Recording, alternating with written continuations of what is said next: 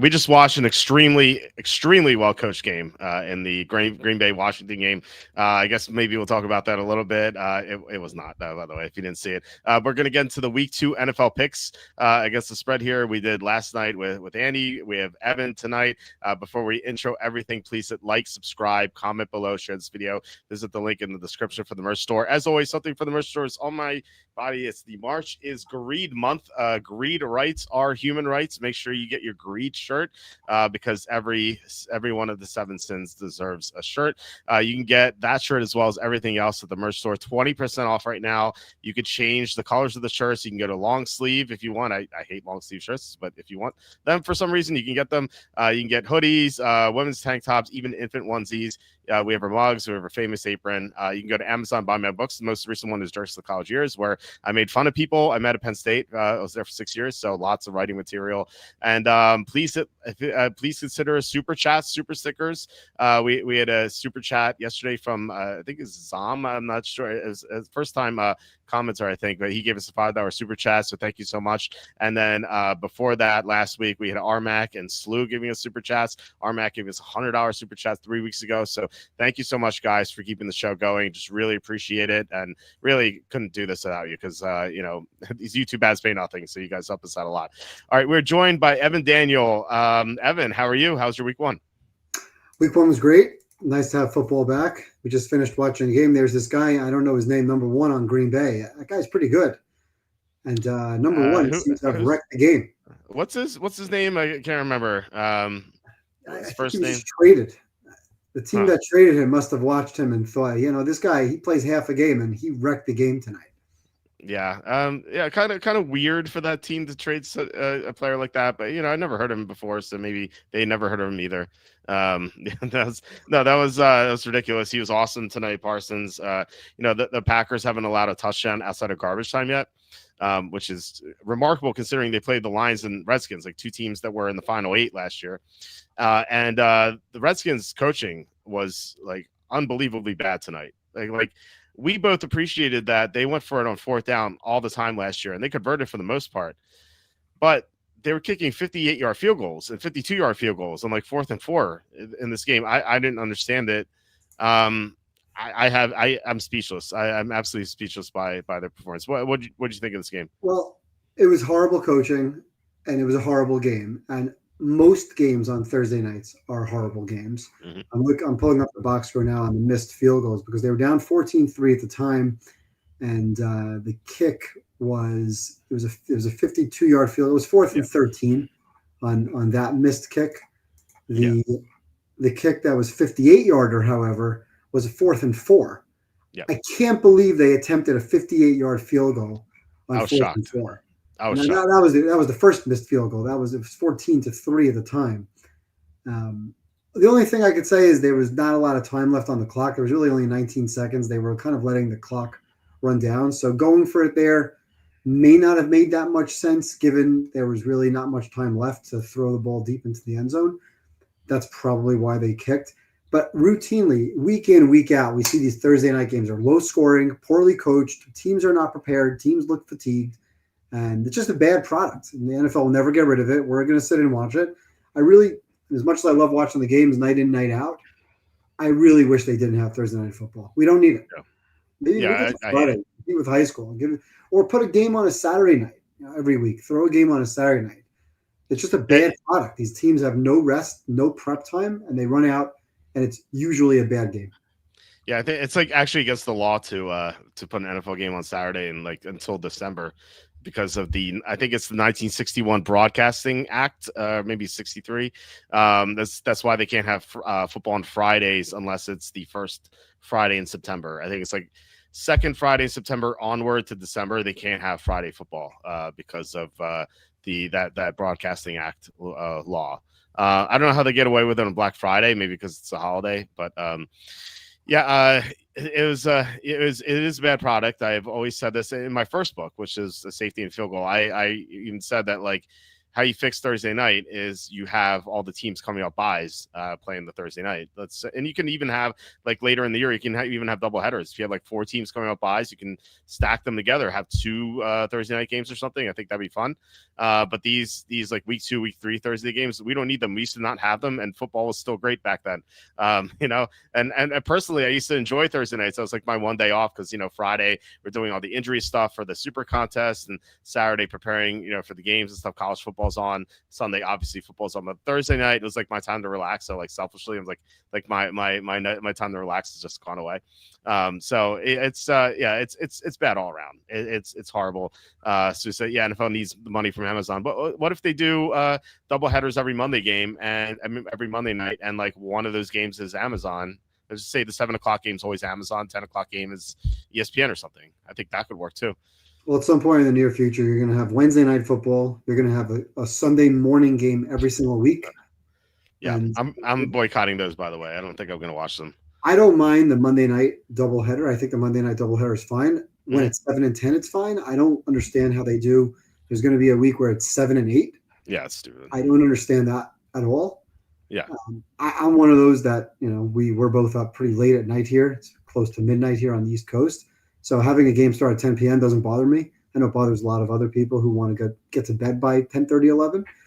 But to have games that, are on top of one another at 7 and 8 just makes no sense. No. Anyway, the Thursday product is terrible. It is what it is. I came away with that game bumping Green Bay up to 4 in my power ratings. So I wasn't super high on them before the Parsons trade. I was higher on them after that trade. And now they're clearly they're right outside Ravens, Eagles, Bills. I have them squarely at number 4. 2 very solid wins. And I think you pointed this out before. They're now the third or fourth for the Super Bowl odds? They are third. I looked this up. Actually, they changed. They're now tied for second as Super Bowl favorites. Right now on DraftKings, just in DraftKings, the Bills are 5-1 plus 500. The Packers and Ravens 6-1, and then Eagles are plus 750. Wow. Okay. Yeah, it's quite the move.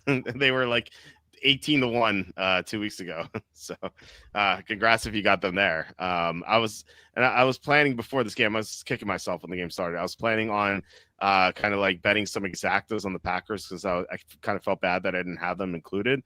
And now they're going to be super expensive. So I don't know if I can do it. So that's feel bad. I wanted to do that with the Chargers as well, just because I think there might be something out there with that team. But yeah, it's I don't know. I mean, you guys can tell us what you think about the Packers. I mean, obviously they look great so far with 2 dominating victories. I don't know if like people expect Jordan Love to have any sort of regression because like he's so up and down all the time. He looks great sometimes, and then at the end of last year he looked awful, just throwing off his back foot all the time. But with more experience now, maybe there's a chance that he doesn't have that inconsistency. So we'll see. They're an interesting team for sure, and I don't blame the books for making the 6-1. Yeah, I thought they were very efficient tonight. I thought they played a really good game. I'm not a Jordan Love guy, but tonight he played very well. Almost 300 yards passing. Usually he's down around 225. I think his under yards tonight was in that 220, 230 range. He was very efficient. The running game was solid. And just overall, other than a couple of times Washington got a pass rush through and he had to throw the ball out of bounds off his back foot or out of the end zone, for the most part, they were very efficient. They had a great bootleg game going. Kraft was fantastic tonight. I just thought they played a great game. And then overall, really, just to me, it came down to Parsons. It feels like every single drive, he really wrecked Washington what they wanted to do. He was in the backfield. He was forcing penalties. Even if he didn't get to Jaden Daniels, he was creating havoc for him, forcing him to throw early or get out of the pocket early. I thought he was really the difference maker. So like what I saw, you'll see next week, great spot for Washington now with extra rest off of this performance against the Raiders, who are the late game on Monday night. So it's a really short week for Vegas against Washington. So I really like the spot next week. We'll see what the situation holds after the Raider game on Monday night, but that's something to look out for now. If the line doesn't adjust, you might get some value looking at Washington going forwards. Yeah. Early game. Yeah, that's coming up the Monday game. That's very difficult. Traveling across the country and have an early game. So, Let's see. Here, Matthiasen. Where is this? Green Packers look mediocre, says Matthiasen, who's our resident Vikings fan. So that's funny. And then yeah, rest in peace to Eckler. That was it. Could be his final play. Yeah, that looked like the Achilles pop there, and it's too bad. Yeah, he's an older player, so he may never come back. So that's a shame. All right, let's get into these Sunday games and the Monday game. So the first one is Patriots at the Dolphins. I don't know if you watched our show yesterday with Andy. Andy and I disagreed on this one. This line is kind of all over the place. Like Schematics has them at 1, Dolphins at -1. There's DraftKings is 2.5. So I mean, it's all under 3 either way, but still you can like pick and choose what you want here depending on the side. I really like the Patriots. I think Miami's an auto fade for me. Tua just looks like completely lost. I don't know if it's the concussions or what. We have reports saying that the Dolphins or the Colts knew that if they just take away his first read, he can't do anything. And like now that secret's open, maybe every team does that. So Tua can be in trouble. Also, Miami will be without 2 of their linemen, including their best lineman, James Daniels. They're both out. Austin Jackson being the other one. And I just Miami's defense is horrible as well. Like, you know, the joke is like they were starting Storm Duck, and Storm Duck got hurt. So someone worse than Storm Duck got in the game. So I like the Patriots a lot. I wish this were 3, but you know, can't ask for that after that week 1 performance by Miami. What do you think about this game? Yeah, I mentioned Storm Duck as a joke when we were talking about the season win unders. When you mentioned that Andy liked the over for the season wins. I didn't hear the show last night, but I'm not surprised that Andy likes the Dolphins. I don't. I'm with you. I like the Patriots. I've been fading Miami since May with the season win total under at 8.5, again at 7.5, again last week with Indy, and now here with New England. I made New England -2 for the game. I thought that they should have been favored. I get it. Last week, May was really bad. When I went back and when you watch that game, he was sailing passes. He was quick on his throws. He was throwing the ball a little high. But I think he'll be better this week against a defense that was awful last week. I mean, I'm not ready to anoint Daniel Jones as the next Peyton Manning or the next great Indy quarterback, but they scored on every possession. That's hard to do. That hasn't happened in quite some time. It sounds like the team has quit on McDaniel. If you heard him after the game, he sounds like a dead man walking. There was a report today, I forget by who, was it Rappaport or somebody, who said that if McDaniel keeps losing, he could be that first coach fired. And we joked around to look for odds on McDaniel as the first coach fired a couple of weeks ago. Yeah. The only reason I could see them being favored is if you think about New England playing in the heat on the sideline, but it doesn't look like the temperature is going to be that bad, although maybe the humidity is there. But to me, New England's the better team by at least 3 points. So you put them on the road, and that's where I make the game 2. And now they're dogs. I did see before, and I don't know why. The line was 1 for a couple of days, and all of a sudden, Circa has Miami 2.5. Yeah. Westgate has them back at 1.5. Some of the other books have them in that range. I don't know why this line's moving. I quickly checked to see, was there an injury report that came out? And some guys might be banged up. Kayshon Boutte had a nice game last week. Oh, is he worth a point to the spread? Probably not. I mean, May's not that good. He's going to run around a lot. But to me, this is really just about fading Miami. So I highlighted this game as a potential pick. I highlighted 8 games this week to really look at, and this was one of them. I like New England to win this game. Okay, so that you would consider this for our joint circuit contest. Yeah, I would definitely consider. So, speaking of our joint circuit contest, we squeezed out a 3-2 last week after getting in at the gun, Kansas City. Yep. So we put that pick in. Another lesson not to put games in early. So we won't do that again. But I don't know if we would have gotten on any of our games, given that we didn't agree on that much last week. But I'm okay with the 3-2. Now it's time to maybe pick it up. Let's go for a 4-1 this week. So yeah, I like New England as a potential pick. There's not a lot of value, right? When you talk about these games that are lined around 1, pick them 1, 2, whatever it is. We're not really getting any line value here. And of course, the line in the contest is 1. So we're basically playing them as a pick 'em. But I think they win this game by 3 to 7 points. And I wouldn't be surprised if they won by more. Well, the decision we had last week was, do we submit early for Chiefs or do we wait on the Niners? Because we also like the Niners. Yeah. But we didn't know about McCaffrey's status, so Right. that's why we did it early. That was a So shame. Yeah. yeah, so if we just did if we did the Niners, we would have went 4-1, Right. which I think is fantastic for week one. Week one's like the toughest week, I think. So even though it's like 3-2, I always say that like I'm happy with 3-2 in week one. Like I'm usually not happy 3-2 overall, usually, but like week one, I just call it like surviving week one. Because a lot of stuff changes. You never know what to expect from teams. Players improve, players worsen. To come away with the 3-2 after that disaster of a Friday game, pretty happy about that. But yeah, I agree. Let's go 4-1 or 5-0. Yep. I think we can do that. Yeah, shouldn't take Membo over. Membo is awesome. Yeah.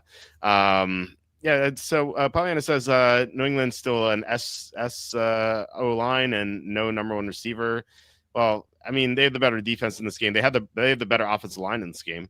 They have the I think better quarterback at this point, better coach. And then Vrabel, I think the coach is the big one. Yeah, Vrabel is the dog. Yeah, definitely. But it's not so much about the matchups. I think we said this weeks ago. Miami's like lost the locker room already. Yeah. Tyreek Hill's in shambles. Waddle's been hurt. Storm Duck is hurt. Yeah. Right. They're missing their best lineman, as you mentioned. Daniels is out. These are all problems. And I really liked one thing I saw last week. Obviously, they gave up a lot of yards to Geno. The Raiders moved the ball through the air very, very well. They didn't run the ball very well, but they certainly passed the ball well. But Geno moves around in the pocket. But they did get good pressure on him. Harold Landry was really solid in the game. And if they can get pressure on Tua's not going to move the ball. And again, I heard after the game, Tua was throwing guys under the bus for their preparation. McDaniels is a dead man walking. That's a team to fade. So I'm happy to fade them. There's not a lot of value. It might not be a top 5 game, but definitely a game that I highlighted as a potential pick. Yeah, for sure.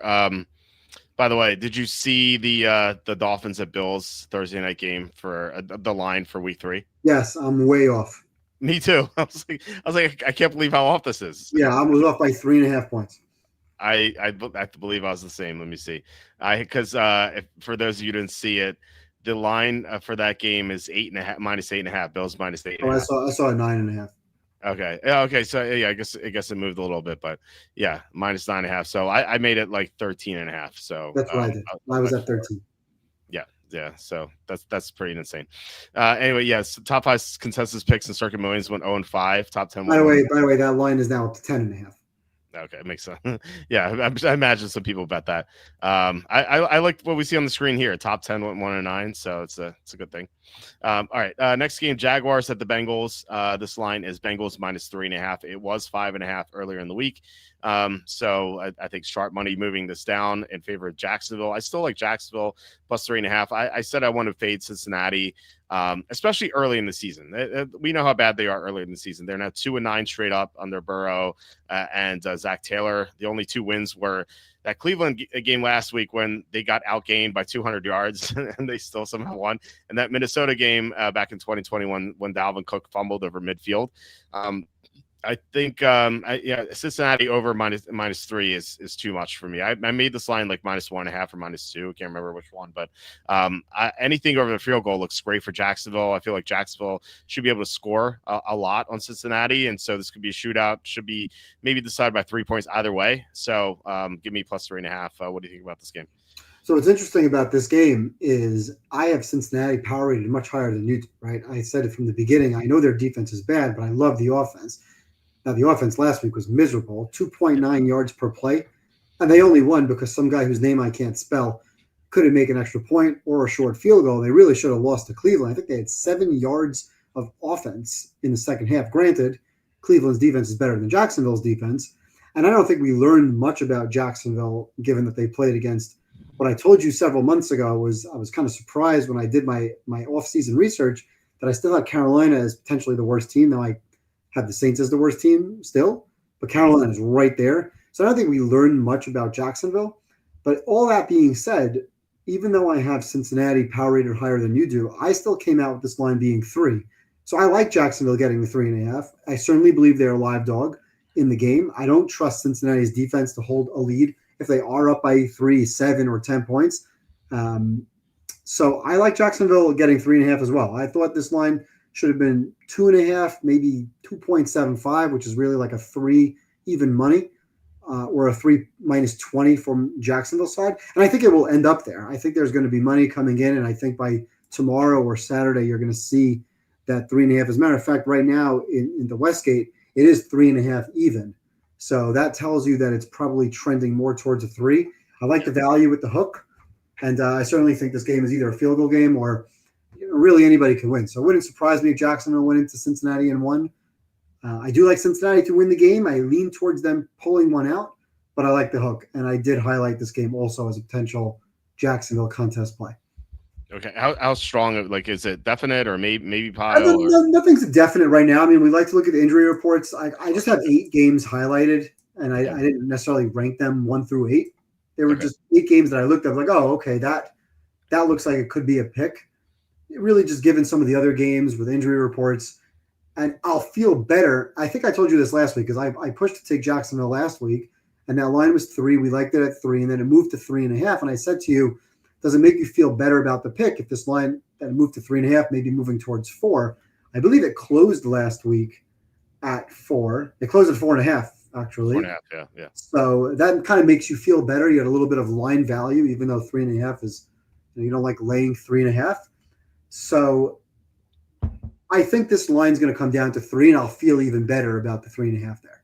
So is it a definite? No.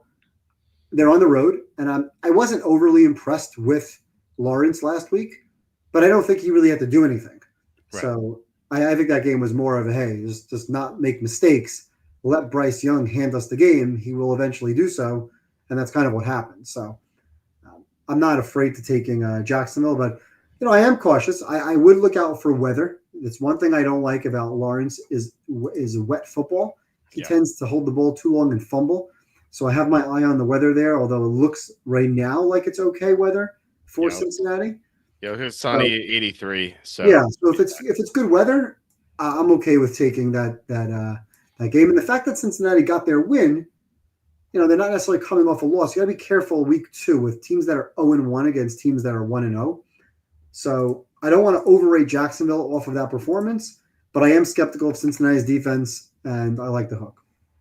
By the way, speaking of the weather, and I know it's a little bit early to look at that because it changes all the time, but very strange. And you highlighted Miami's weather situation, which you always have to look for in September.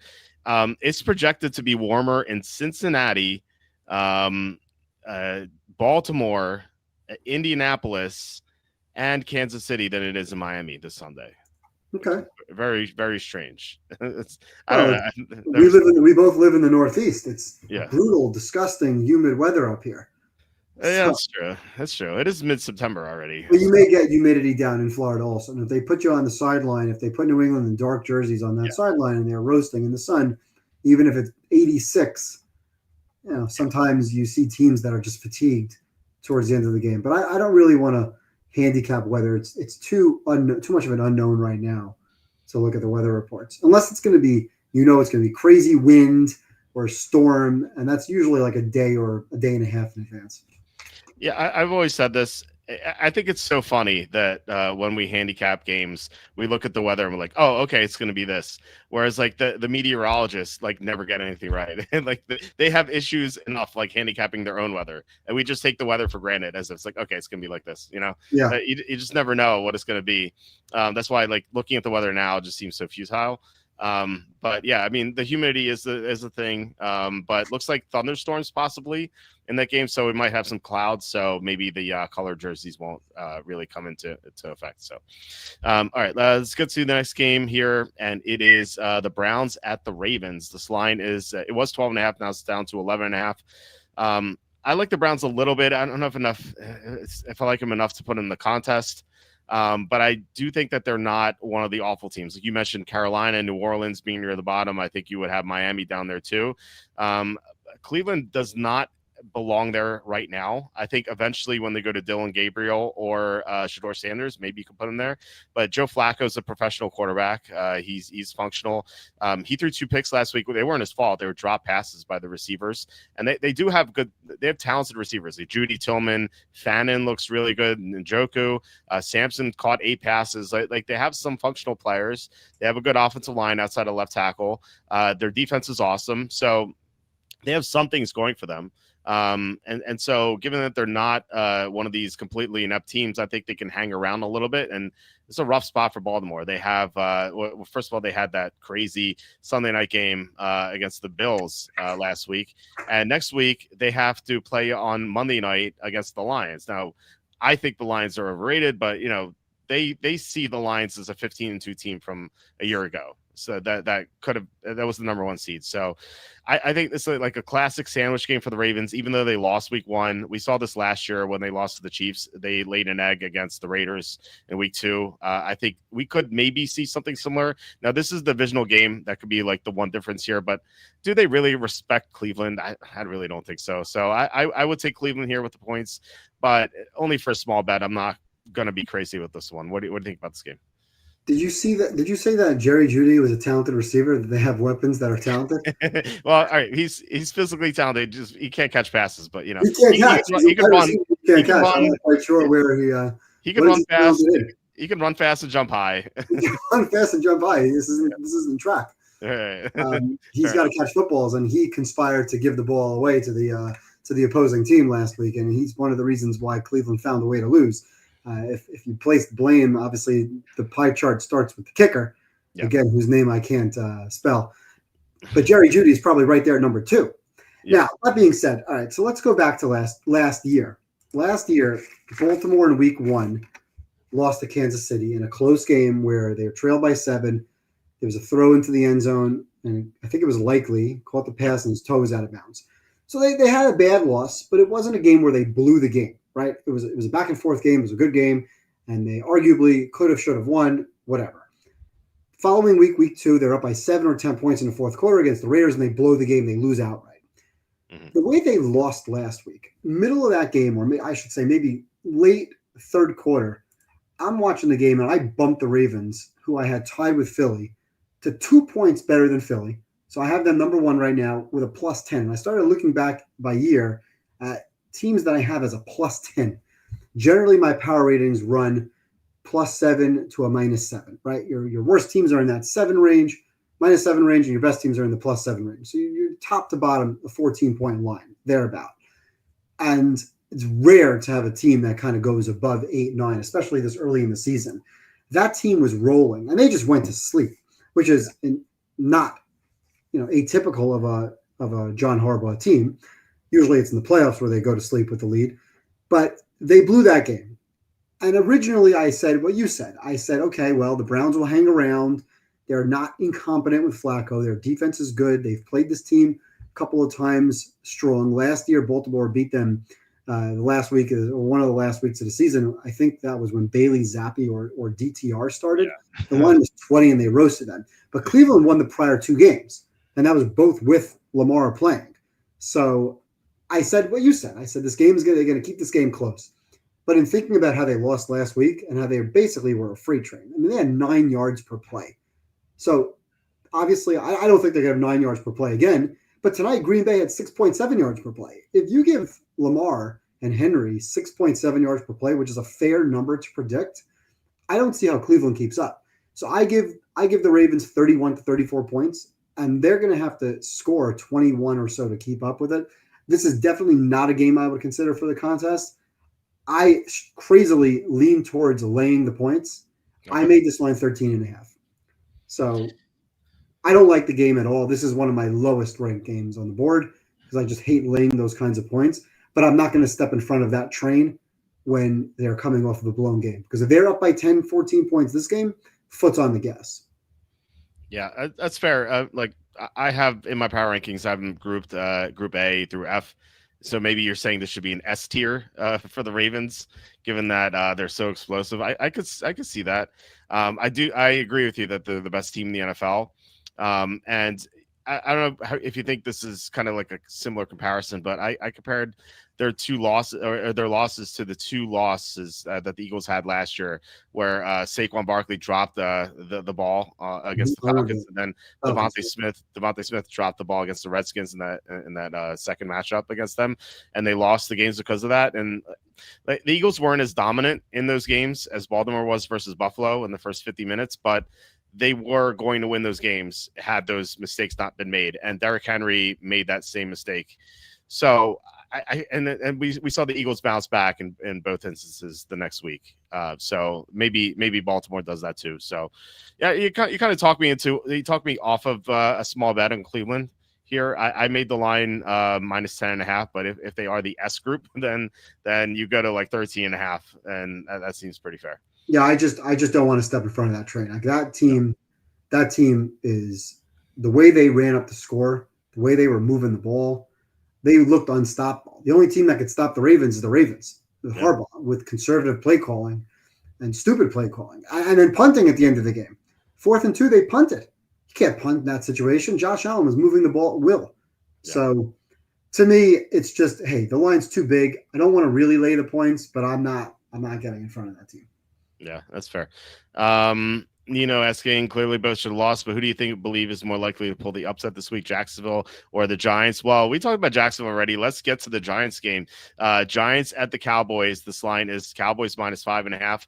I saw some 6s earlier, but now we're seeing a 4.5 on DraftKings. So this looks to be trending downward. It sounds like Russell Wilson's going to start. Did you hear confirmation on that? I heard he's going to start. I have a suspicion that they're going to be quick with a hook. Okay. But Brian Daboll said that he wanted to ask, or he needed to ask ownership if Jackson Dart could start, which just tells me how inept that organization is. Russell Wilson was I feel like I said this yesterday. I think Tua should send Russell Wilson Russell Wilson should send to Tua a gift basket. Because Tua was the worst quarterback in the NFL. If it wasn't for Tua, Russell Wilson would have been the worst quarterback in the NFL that week. He was so bad, and we just saw Washington not be competitive against Green Bay. And Washington crushed this Giants team. The Giants couldn't score at all. They scored 6 points, and 3 of those points came in garbage time. So I can't back the Giants, even though they're getting +5, +5.5 against the Cowboys. I just can't do it. And you have Dallas with more time to prepare. A Dallas team that I feel like they could have won the game if CeeDee Lamb didn't drop some of those passes. I think CeeDee Lamb is another player who could bounce back, kind of like Derrick Henry. So I think Dallas can be focused here. If this were Jackson Dart, I think I would consider the Giants. But given how bad Russell Wilson is, this is either Cowboys or nothing. And I'm leaning toward Cowboys. But this line kind of sucks. I remember this, I maybe I was hallucinating. I saw like a -3 early in the week. Maybe I was looking at the wrong game. But when I saw 3, I'm like, oh, I'm definitely going to be on Dallas. But now it's like 5.5. I don't know. What do you think about this game? This game is one of the tougher games for me to handicap because Dallas, they looked like they were playing well early in the game, at least offensively, although Jalen Carter was out. I think the rain in that game or the delay in that game really kind of killed the second half. So I don't know how much we learned in that game, although Dak put the ball in harm's way quite a bit. In the last drive, he was like trying to throw a pick. A few times he almost got his receivers killed. I know Lamb dropped a couple of passes that he normally should have caught. But I look at the matchup here. Dallas has won 8 games in a row versus the Giants, 9 out of the last 10. They're 6-1-1 against the spread in the last 8 games. And the closest margin in any of those 8 games was 5 points. So that kind of puts me towards Dallas. However, like I just said about Russ, I have a suspicion that they're going to lose the locker room. Daboll's going to lose the locker room if he continues to play this guy.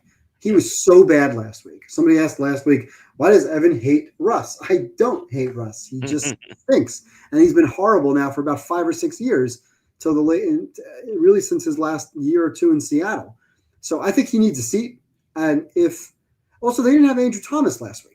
So that was huge. If Andrew Thomas plays, their offensive line just automatically becomes a little bit better. And that guy, Micah Parsons, was traded. So I don't know that Dallas has the pass rush to do what Washington did. We saw Washington get some pressure tonight on Love. And if Russ is clean in the pocket and he can throw those balls up for grabs, the backdoor cover could be there. I'm actually considering taking Dallas with one of my survivors. So, because I don't see a lot of opportunity to take Dallas down the road, but I do lean towards the back door because I think that if they're getting killed late in the game like they were last week, I think Dart's coming in.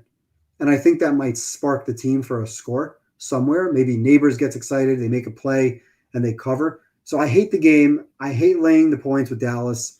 I never want to lay points with Dallas. I made that clear last year. But they've proven they've won these games. They've covered the games against the Giants.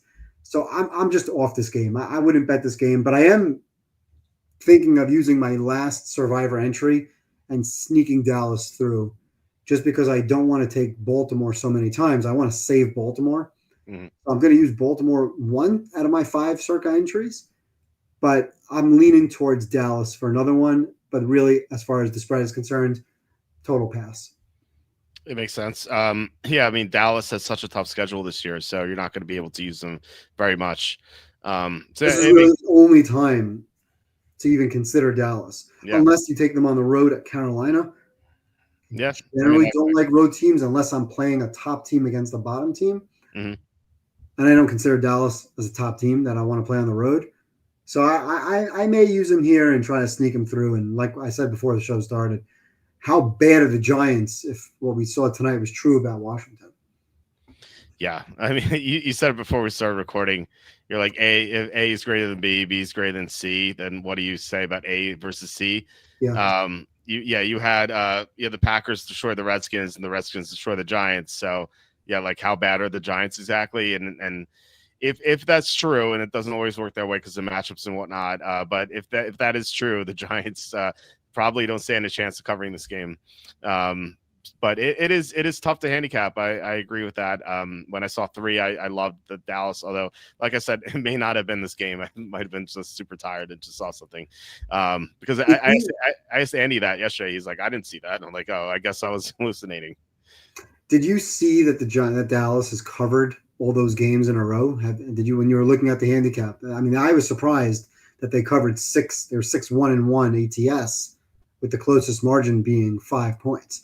I would have thought that the Giants would have covered. I probably bet the Giants a couple of those times and lost. Yep. By the way, that one push, I was looking back. If you remember, that was the first field goal that Brandon Aubrey missed. The Thursday night game last year. Thursday night game. Yep. Otherwise, Dallas covers that game too.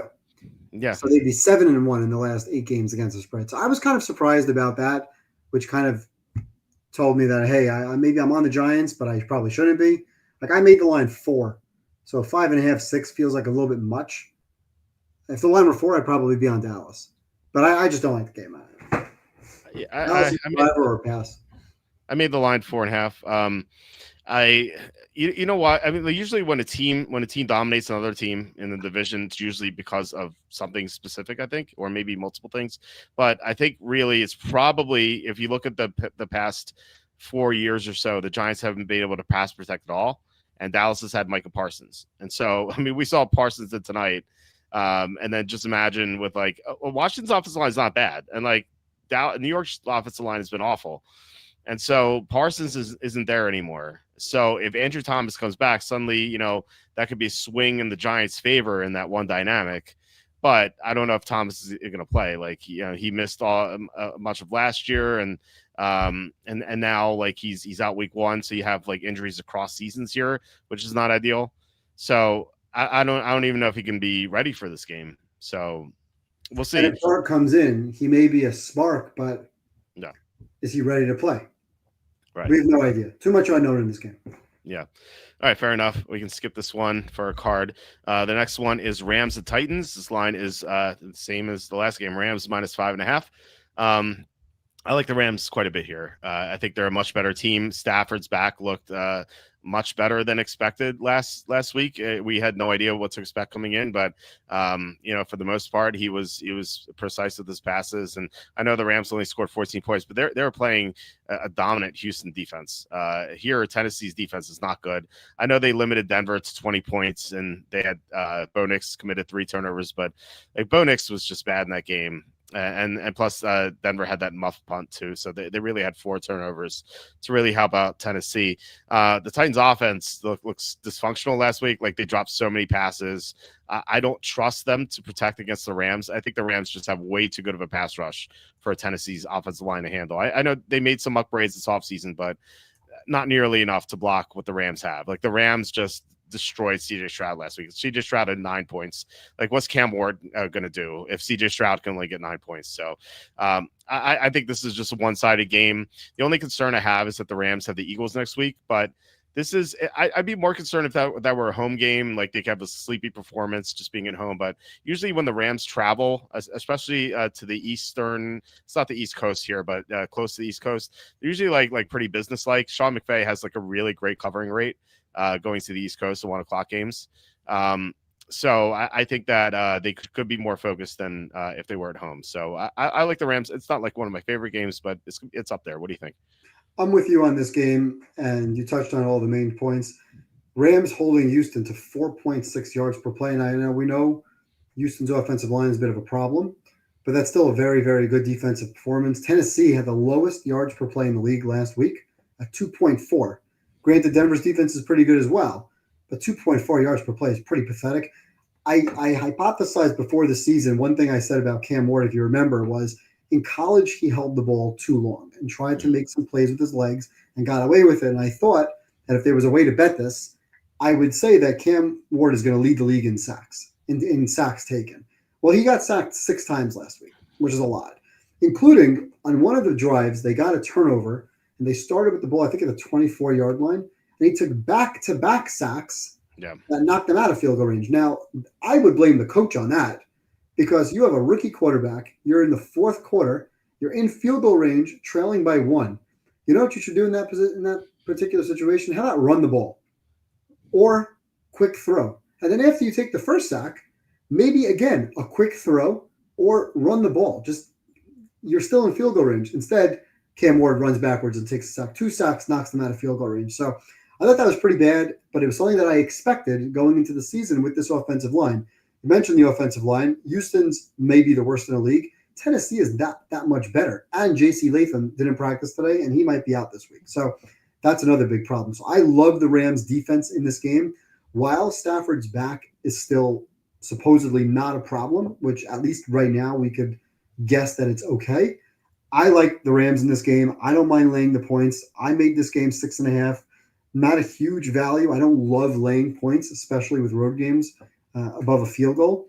But I have this game like a 26-16 type of game, 27-16, maybe 24-16. I don't think Tennessee's going to put up close to 20 points. I think they'll be beneath. If you gave me 17.5, I would take the under. So I like the Rams. I'm potentially using the Rams as one of my survivors. I am paying attention to the Rams offensive line injury report. It's something I'm interested in watching out for. But Devontae Adams looked like he's going to be a real player for this team, which I think we all thought he would be. Puka was obviously very good last week. And obviously I like the coaching edge in this matchup. So I like the Rams a lot for survivor as one of my survivor picks. And I'm definitely considering the Rams as a contest play. They're one of the teams that I highlighted.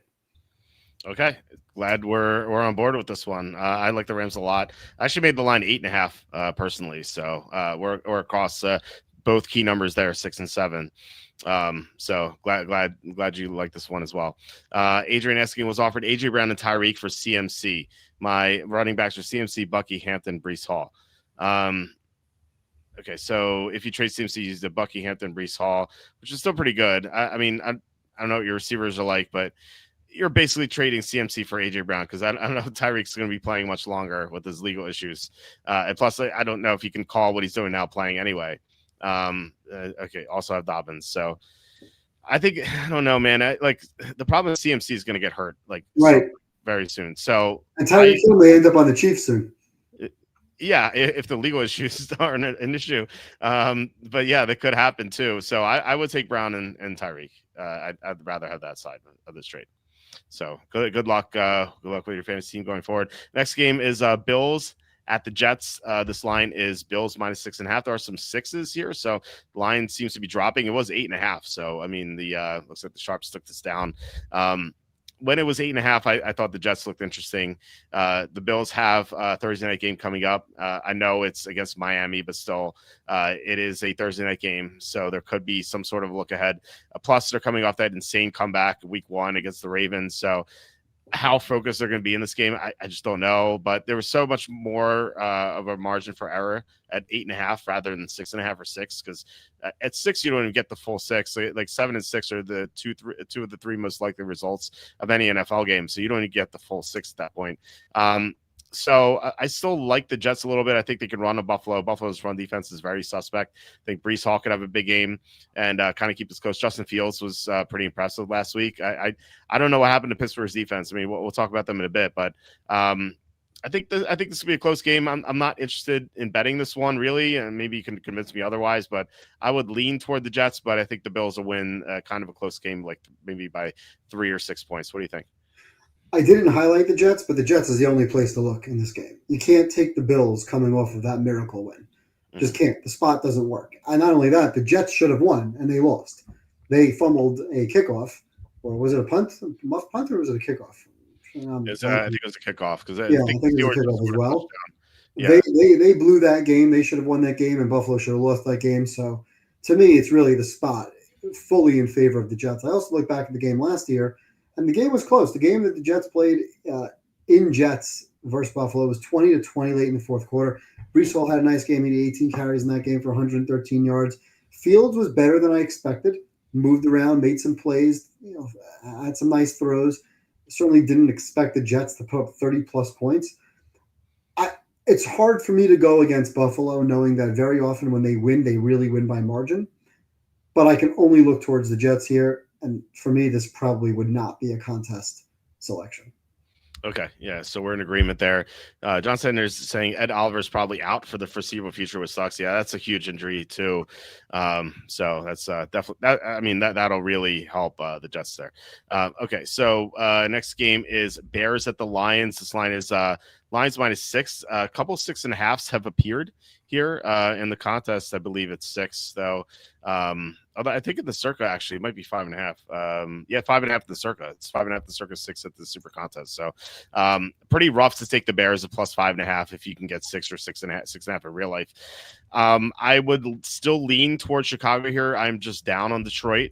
I think I've said this so many times. I think they're overrated because they lost both coordinators. They lost one of the best centers in the NFL, great guard, and some of their defensive injuries haven't been resolved yet. Like a lot of their guys are still out from last year, and I don't think people realize that. Plus, like Jared Goff, I think when Jared Goff doesn't have elite protection, he's just not a good quarterback.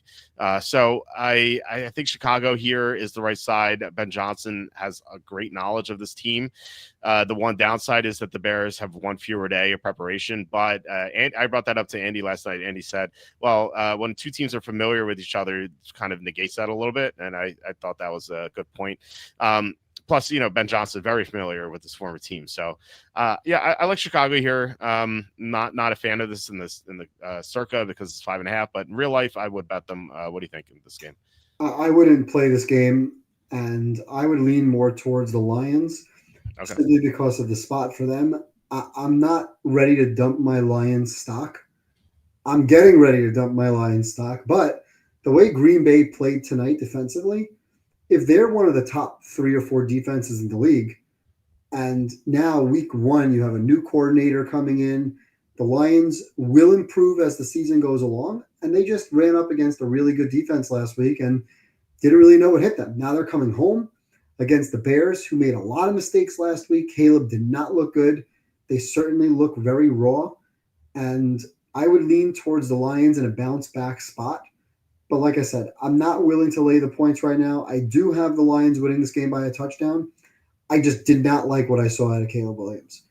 I still think he's very talented. I think he's got potential. I think Ben Jay will certainly improve that team. But like I said, I'm not ready to dump my Lions stock. I still have the Lions in the top 10 team. And let me see what I did with the Bears last week. I lowered the Bears by a point. I took the Bears from the 15th best to the 18th team. And I still have the Lions in my top 7. So I'm willing to believe that the Lions will bounce back in this game. And if they don't at home, that will be very telling. So Not a contest pick, not really a game I would spend much time on, and not a game I would bet. Okay.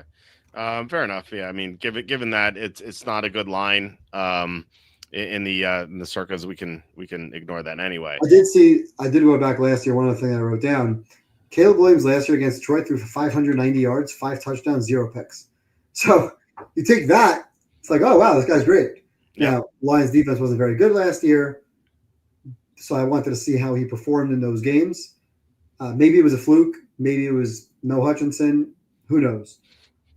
I'm not. This game is going to tell me, hey, if the Bears go into Detroit and beat them, I'm throwing Detroit out. Oh, I already have puts on Detroit. I'm very much anti-Detroit at this point. By the way, they play Baltimore. You mentioned that with the Baltimore game. They go Monday Night Football in Baltimore. It's brutal. If they lose this game, Detroit's in big trouble. Oh yeah, for sure. And my bet for them not to make the playoffs is looking great at plus 190. I don't know. The last 2 times Chicago visited Detroit, it kept it close, and now they have. That was a game they were down big, and they came back late. Yeah, like a garbage time performance. Maybe that's why the yards were so much. Yeah, and the year before that they went to Detroit and almost won. They were ahead in that game, and Detroit came back. But now they have a better coach, than Eberflus. So maybe that'll balance out. Legal issues for Tyreek Hill. Yeah, he has domestic violence allegations right now. So yeah, that's definitely an issue. I don't really know the details of that, but it's never good. Knowing the NFL though, it's probably going to happen in like 3 years from now. I know. That's what they do. Roger Goodell cover it up again, which, by the way, is why I'm banned from the combine.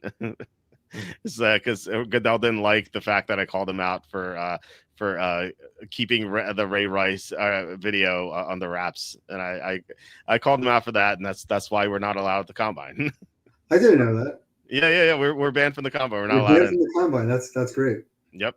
It's like Charlie kept applying, and he kept getting rejected no matter what. Like smaller websites would get in.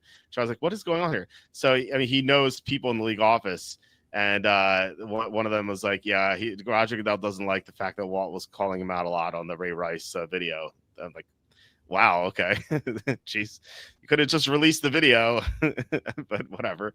So I'm looking forward to the next commissioner. So maybe we can go to the combine actually, but it doesn't really matter because Charlie gets all the information anyway because he has tricks up his sleeve anyway, so he gets the best reporting. Anyway, we have a question here: should I trade Ridley and Nix for Herbert and Metcalf? Okay, I mean Herbert's better than Nix. And Metcalf, I think, is better than Ridley. So yes, I would. I would take the Herbert and Metcalf side. A heartbeat. Yeah, I don't think Trump is going to ban soccer. It's been 8 months. I think that ship has sailed. Unfortunately, he even said he was going to ban the IRS. He kept those workers that Biden hired. So I don't really have faith that's going to happen. Anyway, Seahawks at the Steelers is next. The Steelers are -3. I don't know what to make the Steelers. I thought that they would have a good defense, and they couldn't stop the Jets at all. And I thought maybe second half, okay, Tomlin makes some adjustments. Didn't happen. Like the first drive, they forced a punt. I'm like, okay, we're looking good here. And the Steelers eventually went up 5, I think.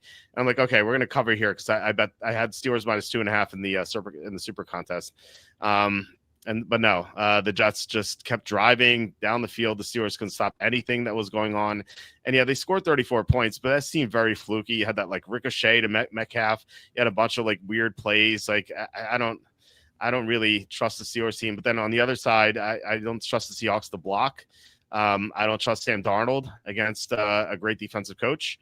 So this is just like complete stay away. I don't know. Maybe I'm missing something. I think I would lean towards Seattle at +3, given that I think these are 2 underwhelming teams. And so to quote Andy, when garbage plays garbage, take the points, I guess. So what do you think about this game? Well, I don't think it's garbage versus garbage. Yeah. It's I would say underwhelming versus underwhelming, I would say. So strangely, last week I tried to convince you to get off of Pittsburgh. I had the game 19-17.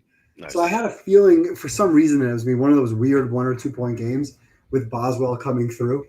And that's kind of what happened, except, double the points.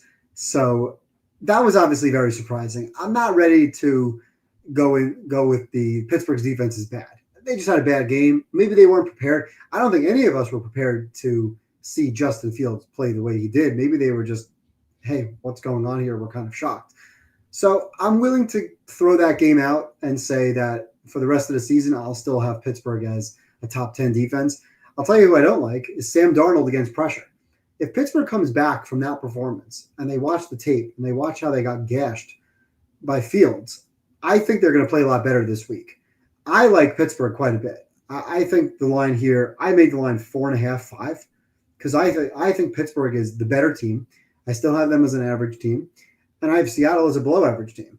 If you watched Nick Bosa last week twice, he basically wrecked the game. On one possession, he pushed a lineman into Darnold, forcing him to throw early in the red zone, which forced Seattle into a field goal to go up by 3. And, of course, on the last drive, he pushed Abe Lucas back into Darnold again, causing the game-ending fumble. So Bosa is great. TJ Watt's a little better. I could see Watt having a very similar outcome, forcing a fumble, a strip sack fumble. So I can absolutely see that happening. I also see DK Metcalf going off on this team. Rodgers likes to hold a grudge. He's going to work with DK all week. DK doesn't give a damn if they win or not, but he wants to stick it to Seattle. So I could see a bunch of bombs going through, being attempted at least towards DK, give him a couple of receiver screens. He's going to be very highly motivated to play well in this game, and Rodgers is going to try to get him the ball. So I really like Pittsburgh in this game. I actually consider Pittsburgh for a survivor. Again, sneak through a quote-unquote underwhelming team. The reason I'm not, and the only reason why I would not want Seattle as a contest pick, although I highlighted them as a potential, is Tomlin off a win. I don't want to bet Tomlin off of a win because I've bet Tomlin off of a win in the past, and I know how that game ends. So shame on me if I lose again with Mike Tomlin off of a win. So Survivor, I know I avoided Pittsburgh as a potential pick. But as a contest pick, when this line was 2.5, I'm thinking like, I love this game at 2.5. And then, of course, it moved to 3, and I don't like it as much. But I still lean towards Pittsburgh. I have a very, very good kicker. Boswell's the best kicker in the league. He's been a very reliable kicker now for a couple of years. I think the defense will bounce back. I love the pressure that they're potentially going to get and cause havoc with Sam Darnold. And I like DK versus the old team. So those 3-4 reasons put me on Seattle. The Tomlin effect somewhat gives me hesitation. If you don't like it, we don't have to take it. But I highlighted Pittsburgh as a potential pick. All right. Well, look, if we get down to it, we can't decide on the fifth one. Maybe we put in Pittsburgh. I'm going to put them down as a maybe. Now, something I do have that line at Steelers -4. You said 4.5. So maybe I should. I think 4.5. Maybe I should just trust my numbers and not overreact to week 1. So maybe that's a mistake on my part. We're not playing for a push, right? At 2.5. When I saw 2.5, I said, "This is a great number. Like, how can this line be 2.5? That makes no sense." I have Pittsburgh number 13. So I hear the argument that you can drop them down into that 15, 16 range. And I have Seattle significantly lower. I have Seattle down at 25. Now, I'm low on Seattle. I get that. I'm a little bit off market, which is fine. That's one of the reasons why I liked San Francisco last week until we got the news about McCaffrey. So, and now Seattle's going cross country. I just don't like the matchup against a team that I think has a good defense against a team that I know can't really protect with a quarterback who doesn't like pressure.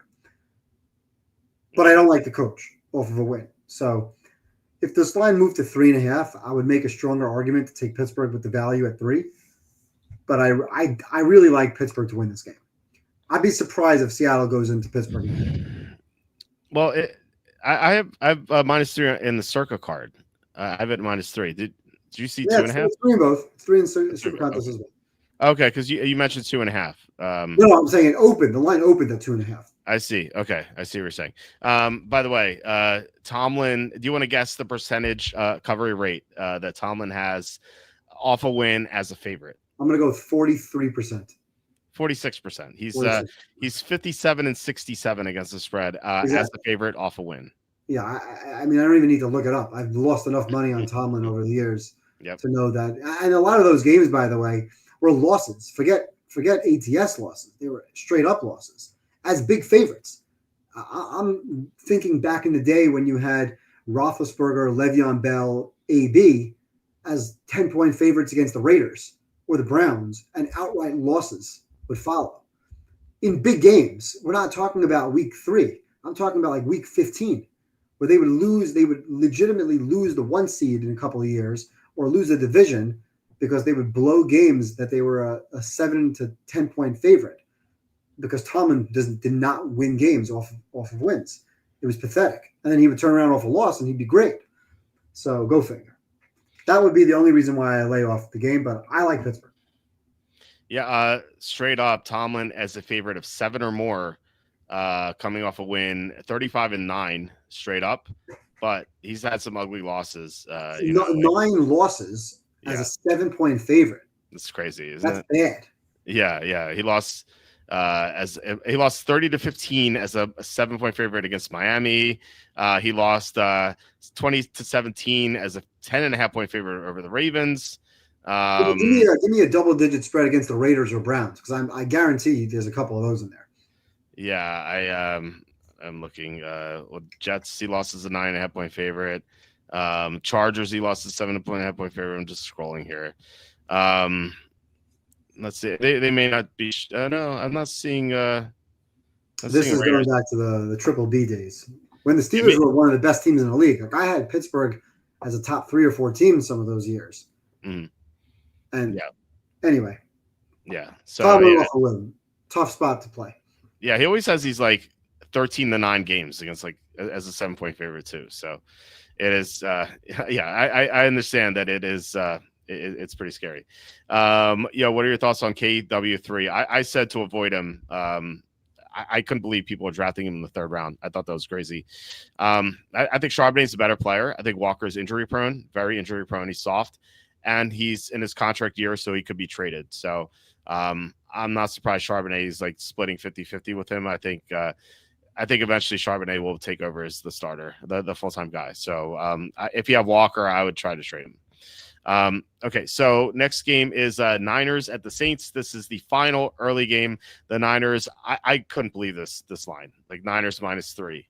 I don't know. Am I missing something here? This is crazy to me. I know. Yeah, I sent know you a picture earlier. You want to pull it up? All right, let me get that while I talk here. I'm gonna close my eyes. I don't want to look at it. I don't blame you at all. I got to close my eyes. I don't want to look at my screen. I'm gonna look at my handy color coded schedule. Yeah, let's bring that up here. I had nightmares about this picture 5 years ago. Look at the size of that belly. That's incredible. That's a football player right there. Yeah. When I heard the rumors of the Niners trading up to draft Mac Jones, I couldn't sleep for days, and I was so excited about Trey Lance just because I had nightmares about this picture. Yeah, I don't blame you. And then is this surprising that Mac Jones is still in the league? Trey Lance is, well, I guess he's in the league too, but kind of Mac Jones is the lead starting now. Trey Lance is not. Somebody must have hid the tape of the Mac Jones against the Vikings last year or against Titans last year when he was in the red zone and just kept throwing the ball to the wrong color team. Oh my goodness. Look at that. Look at that player. That's not an NFL player right there. I'm sorry. Yeah. It's like that was like the ball boy or the team manager.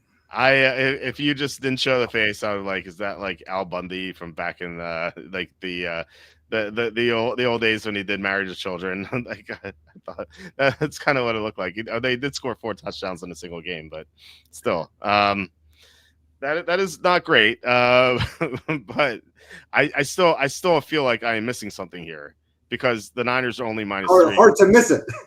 Yeah, right. They're only -3 against the Saints, and they're a lot better than the Saints. Like I know Mac Jones is starting, it's fine. Like Kittle's out, sure, but they still have McCaffrey, they still have Pearsall, maybe Jennings plays. I don't know, but they still have a really good defense that frustrated Sam Darnold. Nick Bosa is still there, and Spencer Rattler's on the other side. And I know, like Mac Jones is the elephant in the room, but whenever one of the angles I love is whenever you get a good team with a backup quarterback playing against a non-elite defense, like it's an insanely high covering rate, and it makes sense because the line drops way too much. Like this line was 7, and it's dropped 4 points through 3 key numbers, all the way down to 3. I told Andy this. I would have taken the Niners to -4.5. Like, that's 3 here.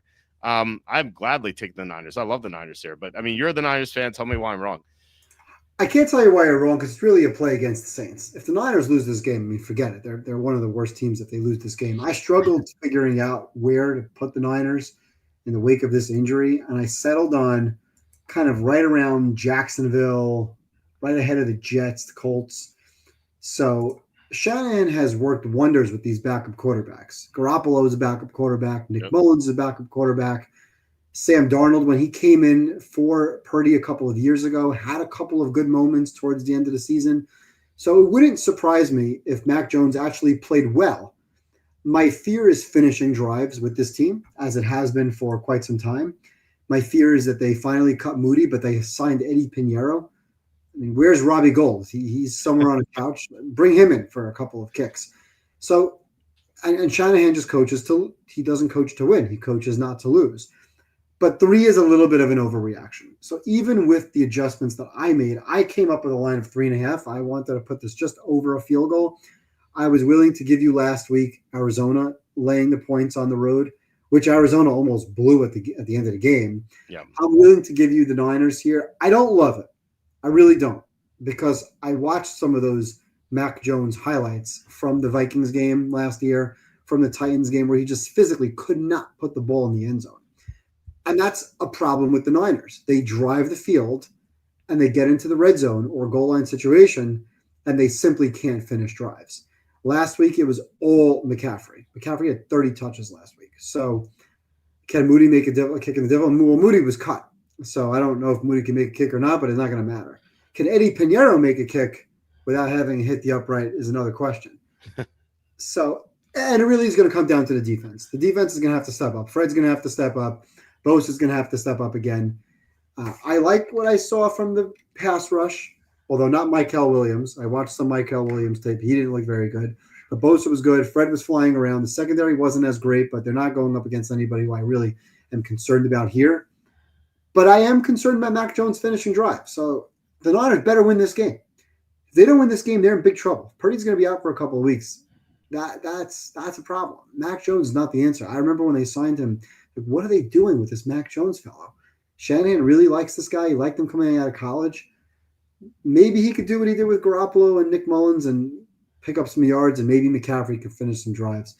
I would give you the Niners. It's not a pick that I would rush to make. All right, well, I'll put that in the maybe pile as well. So, yeah, Mac Jones is someone I faded a lot last year. But and you pointed out that Vikings game, like, it was very ugly in that game as well as several others. But in that game, he didn't have Christian McCaffrey.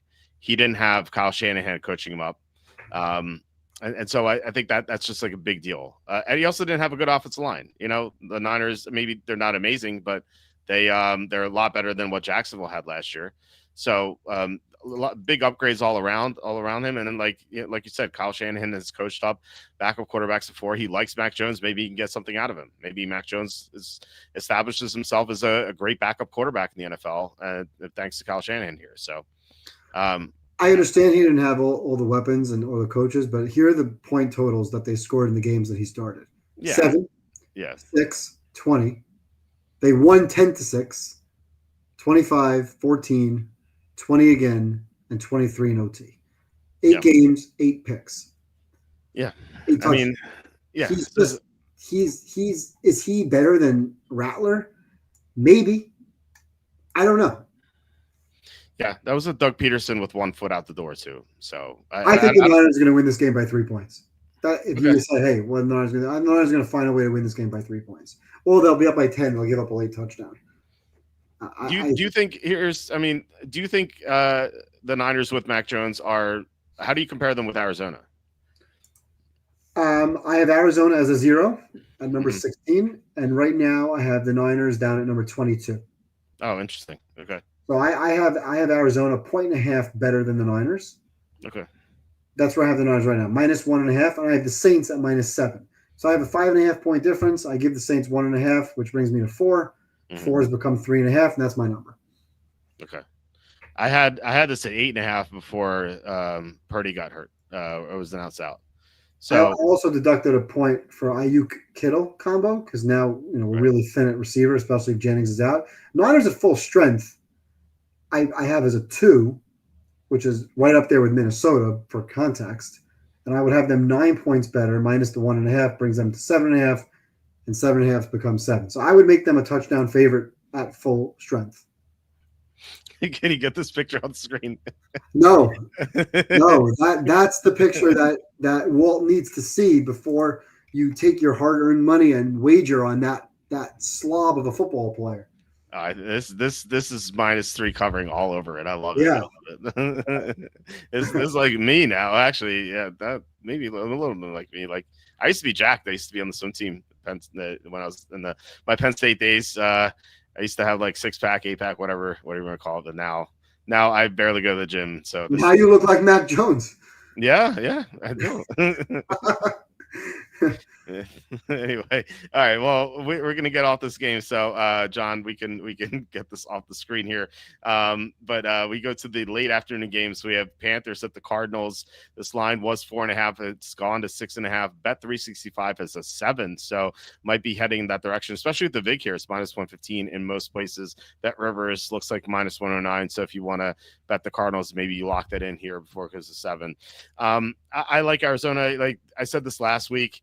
They sit on bad teams. We saw this last year. They were 7-1 against bad teams. They sat on the Saints, although they kind of fell asleep at the wheel in the fourth quarter. I think they're like, oh, we won this game. Let's move on. What do we have next? Oh, Carolina. Okay. So I think that they kind of quit in the fourth quarter. I think if they kept their foot on the gas, they would have won more comfortably. Carolina stinks. I called them my hipster pick because everyone's like, oh, they kept the game close against Eagles and Chiefs and Buccaneers. That must be really good. But they didn't win those games, and those teams didn't try hard.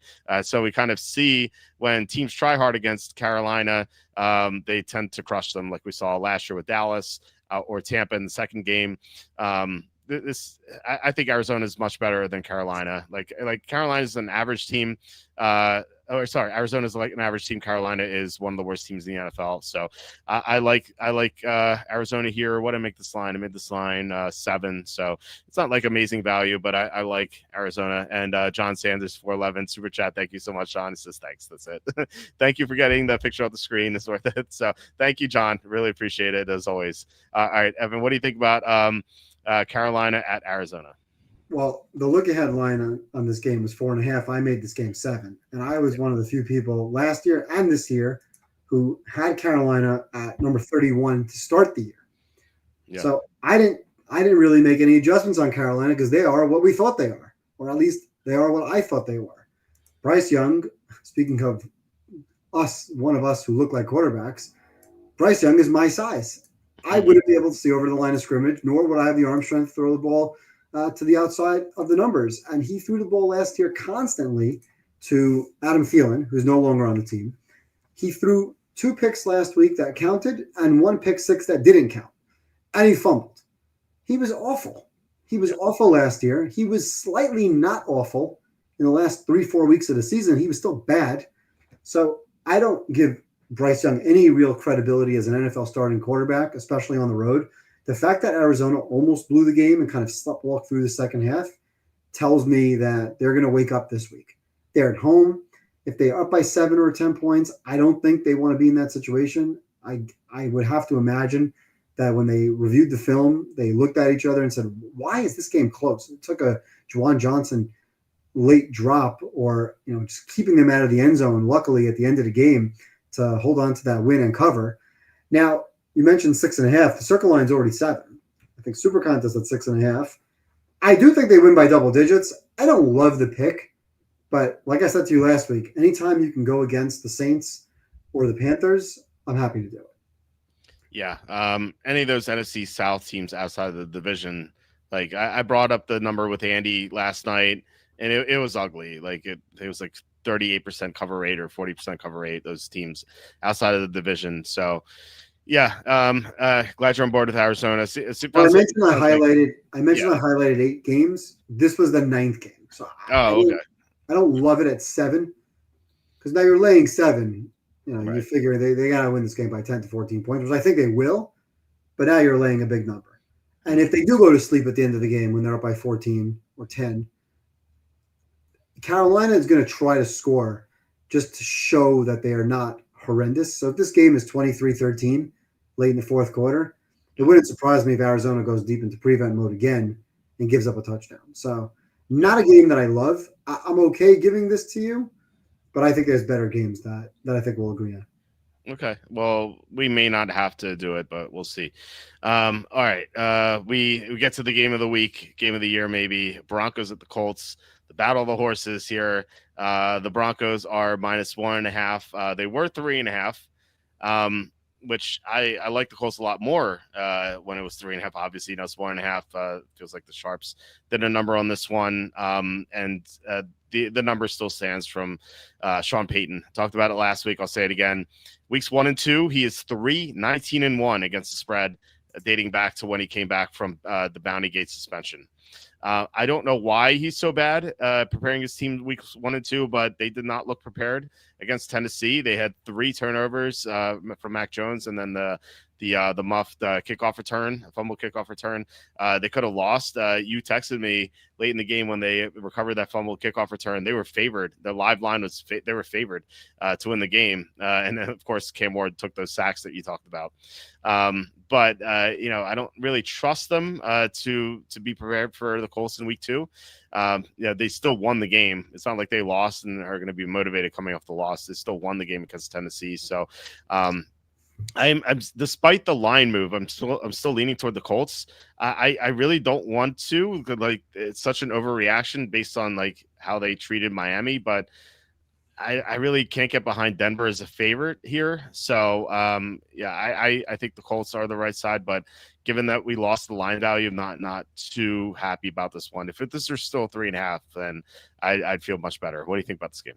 Well, the contest line is pick 'em, so you're basically picking a winner. I'm picking the Colts as well. I did highlight this game. This is probably the like borderline potential pick.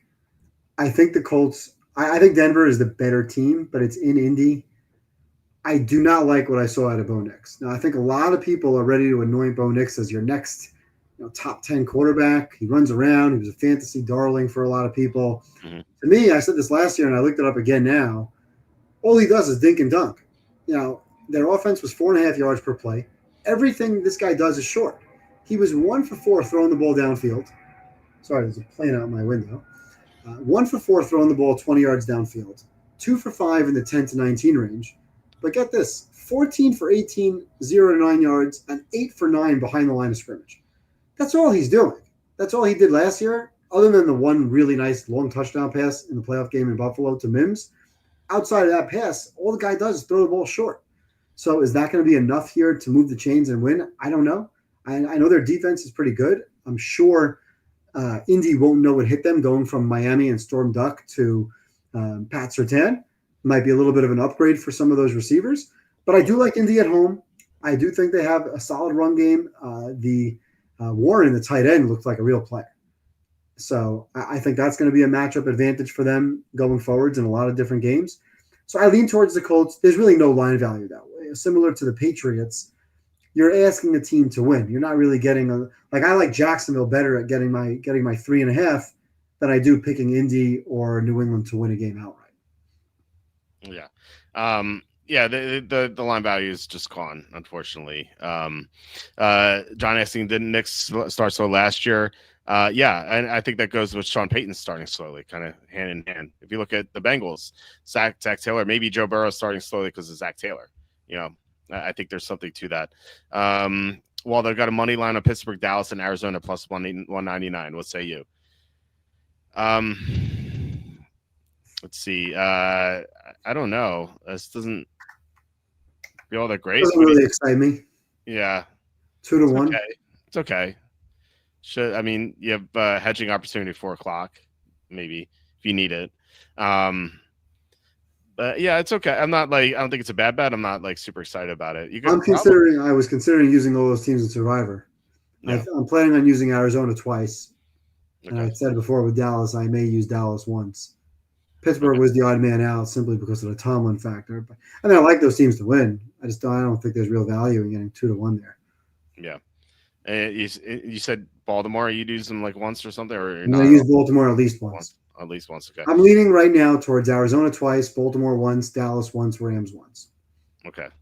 Yeah, I saw like DraftKings has survived. I joined the DraftKings survivor pool, which it's far less exciting, but still it's a high price high prize value, but it's not nearly as much as Circa. But the entry's not $1,000 either. It's like $100. I think first place is $1 million, but it's not like 19 million that Circa is. Will it be split with like thousands of people? It could, yeah, it could be. But I saw the DraftKings today. They're like, oh, second chance Survivor. You know, if you lost Survivor week 1, I'm like, who lost Survivor week 1? Like, if you take an underdog, maybe. Yeah, in Circa, every single team was picked. Yeah, I guess so. Every single team was picked in Circa. Even Tennessee. Everybody. Wow. Who would pick Tennessee? One person took Tennessee. It's throwing thousands. By the way, $1,000 away. Like, wow. The one person who took Tennessee is better than the 24 people who forgot to make a pick. How do you pay? Look, it's not like $20. Okay, I'd get it then. Like $1,000 entry, you forget to make a pick. Derek Stevens, when he came out on Saturday night with the picks, he was very, very happy to announce that in the Grandissimo, in the $100,000 buy-in, all 69 participants made their pick. He actually commented on that. Yeah, I hope if you're paying $100,000 for an entry that you're going to make 24 people did not make a pick. Wow. We started the year with positive equity. Yeah, thanks for paying the rake. I guess there's no rake in that, but no rake. How many people are in the Circa million? I mean, the Circa 18,718. Wow, 18,000 people. Wow, that's crazy. Prize pool $18.7 million. We will get excited about that if I'm still alive around Thanksgiving. Well, you have 5 bullets in the chamber, so yeah. I mean, the goal is to get 1 or 2 to Thanksgiving. That's it.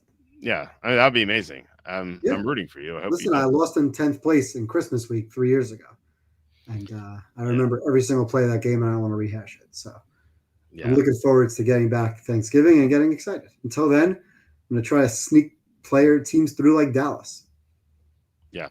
By the way, the DraftKings one has 149,000 people in. Well, you're basically buying an entry against yourself to see if you can go through the season, because you're not really competing against.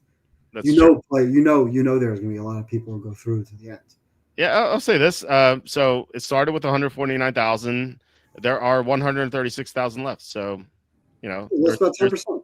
Yeah, 13,000 people. Maybe they forgot to make their picks too. Yeah. Or they took Tennessee. I don't know why you would. Record low, 2.3% losing week 1 Survivor. So yeah, there were no upsets really. Right. Were there any upsets? Cleveland almost beat Cincinnati, but I was really hoping that Washington would lose, because that was the one team. I took 4 different teams. I was going to take 5 different teams, and I decided to swap my pick off the Commanders, the Redskins. Sorry. And I was really hoping the Giants would win that game. That was the only game that was never close. Denver almost lost. Yeah. Cardinals almost blew the game at the end. The Eagles, again, that game was close. Dallas had a chance to win late. Jacksonville never really had a chance to lose. The Bengals should have lost. I was hoping the Steelers would lose. I mean, it's only 2%, 2.5% of the pot, but another 479 people had Pittsburgh, so they could have lost in the game. So, I mean, Miami, 75 people went down Miami. It doesn't really matter. At this point in the season, if Denver lost, 40% of the pool would have been knocked out. Yeah. It's too early. Right now, I could take Baltimore 5 times, but I feel like I'm at an advantage saving a team like a Baltimore. Now, remember, you have to save teams for Christmas and Thanksgiving. Yeah, they play Thanksgiving. That's what makes this contest so hard. And Thanksgiving games are not easy. Yeah. So, and you never know with injuries. So you have to have options in those weeks. So you look to Thanksgiving, and it's Philly, Chicago, Kansas City at Dallas, but Kansas City plays Christmas. And by then, Kansas City might be eliminated from playoffs at that point. You never know. Maybe they're resting Mahomes for next year. Detroit, Green Bay is not a game anybody really wants to touch. No. And then there's Baltimore, Cincinnati. So it's really not a lot of good options. Philly, Chicago is probably your best option, but who knows? Maybe Hurts is hurt the week before. Right. You have to have options. So using Baltimore now is a mistake. So I would use Baltimore once, and I wouldn't care if I lost. If 50% of the pot had Baltimore, and I only had them 1 out of 5, I'll sacrifice that lamb for the good of the other entries. Mm-hmm. But anyway, and then I'll feel like an idiot when I take Dallas and Dallas loses to Jackson Dart, who comes in at halftime and sparks. Yeah. There were only 3 upsets last week. They're all small favorites. So the Patriots were -2.5. They lost to the Raiders. The Ravens closed at -1. They lost to the Bills, and then the Bears closed as favorites, and they lost to the Vikings. So don't worry. There's plenty of weeks where you're not going to have 7-point favorites. Yeah, there's a bunch of weeks where it's going to be really, really hard. You're going to have to take, like, even next week. You look at week 3. Mm-hmm. Unless you're taking Buffalo, and then again, looking ahead, I don't want to burn them. There's not a lot of teams to take. Yeah. The Buccaneers. I think Chiefs seem obvious against the Giants. Can't take the Chiefs. You can't take the Chiefs. You have to save the Chiefs. They're playing Christmas and Thanksgiving. Because they play. That's great. For me, I'm not even looking at the Chiefs. I didn't even circle the Chiefs as a potential pick. I would love for other people to take the Chiefs. You're at a huge disadvantage if you burn teams that you can use on Christmas. I mean, and again, if somebody takes Buffalo next week, and I might take Buffalo once, just to give me a cookie. But you lose Buffalo, that's a team that you're going to need a couple of times, or you may want to have a couple of times in much harder weeks down the road. Next week, the team to take is Seattle home against New Orleans. Yeah, that's what Chris says here. Seahawks against Rattler. Yep, that's what I think too. Chargers. It's my mistake. Chargers were dogs. For some, I don't know why I just glossed over that one, but yeah. I know it's. I think week 7. I think is a tough one. 7, yep, that's another hard one. I pointed that out, and I don't think the Christmas slate I thought was difficult. Very hard. Very hard. That's why you can't touch Kansas City. Yeah, you're right. And frankly, that's one of the reasons why I didn't take Washington last week, because they're playing on Christmas. So you have to have options down the road. The idea of survive in advance doesn't work. You have to have options in the weeks in Thanksgiving and Christmas when there's few games and there may be an injury. You have to have the options, or you have no chance you'll get boxed out. Yeah, that's what makes this one so difficult. I don't think you even need to worry about that on DraftKings. Maybe you need to. Maybe you should have looked at the rules. I picked Jacksonville. You don't look at the rules. I picked Jacksonville anyway in week 1, so that didn't impact that. And I'm picking Arizona this week, so yeah, I don't need to. I'll look at the rules whenever I need to. Yeah, okay. Fair enough. We'll see. Week 7, Bears versus Saints. It's gonna be bad. That's the highlight. That's the sheet of integrity pick. Yeah, but doesn't the Bears? Oh wait, no, the Eagles play the Bears. Never mind. They're one of the Thanksgiving games, but we assume they're going to be the underdog. Although you said if Hurts gets hurt, what if Tanner, the Irish assassin McKee, is back? Maybe my dad's convinced that they're going to be better with McKee, which it's not like he's not the only person who's told me that. It's a lot of excitement with McKee. I think that they're going to be trading him next offseason, but we'll see. All right, so we discussed the big game of the year, the Battle of the Horses, and we somehow have to come off that high and talk about Eagles-Chiefs here. Eagles are -1.5 at the Chiefs. The Chiefs opened as favorites and it's flipped to Philadelphia. Andy loves the Chiefs. I don't know if you heard the podcast last night. No, Andy loves the Chiefs. I like the Chiefs a little bit. Andy Reid circled this game as soon as it came out, and Andy, not Andy Reid, Andy Isco, said that he circled the game when the game was over in the Super Bowl because he knew that they would be playing the Eagles. He just didn't know when. And I think that, given that the Chiefs are great against the run, they're the number 1 team against the run. They shut down Saquon Barkley in the Super Bowl. that should be able to slow down Philly's offense a little bit. Now, they play a lot of man-to-man, which is going to be weak against A.J. Brown, but there's a chance A.J. Brown's not healthy. So that could help them. And then what really won the game for the Eagles in the Super Bowl was the pass rush that they had against Mahomes. But, Josh Sweat's gone. Milton Williams is gone. Now they signed Darius Smith. I don't know what kind of shape he's in. But they do get Jalen Carter back unless he spits on someone again. No, I think I like the Chiefs as home underdogs. You have Mahomes coming off a loss. I love any elite quarterback coming off a loss. But I just don't love this game. There's no if the Chiefs are +3 somehow, I would love them here. But 1.5 is kind of tough. What do you think about this game? Well, you're simply blindly playing a spot. Yeah. We spent 4 hours talking about this game a couple of months ago. Yeah. And we both said this game comes down to one thing, and that's pressure rate on quarterback. Mm-hmm. And the Eagles dominated that. You and I were on opposite sides of this game 6 months ago, 7 months ago, and we're on opposite sides of the game now. I watched that Kansas City offensive line last week against the Chargers. Juwan Taylor is one of the worst offensive linemen in the league. If he wasn't giving up a pressure, he was holding somebody. Yeah. So that guy was miserable. On the left side of the line, I know we expect them to be better, but they weren't better yet. If Mahomes is under pressure, he's got a problem. You know who else is a problem? The receivers. Hollywood Brown can't catch. Kelsey's afraid to go over the middle. He's got the alligator arms now. Mahomes is looking at him. He throws a pass, leading him perfectly into the end zone late in the game. Granted, they were down by 10. So that late score wouldn't have done anything anyway. It would have cut the game to 3 instead of 7. But he's looking at him like, why are you stopping? Kelsey is just a shell of himself. Hollywood Brown can't catch. Worthy's out. Rashid Rice is out. They have no real run game. I don't see why the Eagles' defensive line, with Carter now hopefully playing, is not going to take advantage the same way they did in the Super Bowl. Now, I said in the Super Bowl, I'm not going against Mahomes in a Super Bowl game because it's a one-time shot.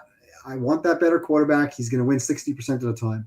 Now you have Mahomes coming off of a loss in a rematch spot, an all-time spot for him. Both teams have extra rest, or not extra rest. Both teams have more than a week to prepare. This game has obviously been circled, as you mentioned. But if I'm blindly playing the spot, then there's a lot of teams I would bet on or against. I don't see the matchup here. The matchup here strictly favors the defensive line of Philly over the Juwan Taylors of the world. How are they supposed to block that team? They couldn't block last week against the Chargers, and the Eagles' defensive line is better. The Eagles, besides the Ravens, are the best team in the league. Maybe A.J. Brown's not healthy, but Herbert just ran wild last week. He played fantastic. They kept their foot on the gas. We know the Eagles will keep their foot on the gas if they have a lead. And I don't see why Hurts won't play well, running himself like Herbert did, getting out of the backfield, making plays with his legs. But to me, this game comes down to the pass rush against Mahomes. I can't believe I'm going against Mahomes coming off of a loss. But this is a bad matchup for them. I like the Eagles a lot. Oh, wow. A lot. Okay. A lot. Yeah, I highlighted this game right away. And if this is not my top pick, it's one of my top 2 or 3 picks. I hope the Chiefs win. I have a feeling that we're going to see them lose. I think they're going to lose badly. I wouldn't bet Kansas City with teasers either. I'd be afraid that they get down in this game, that Philly keeps their foot on the gas, and the conversation Monday mornings, are the Chiefs done? Or when are they trading for Tyreek Hill? Mm-hmm. Yeah.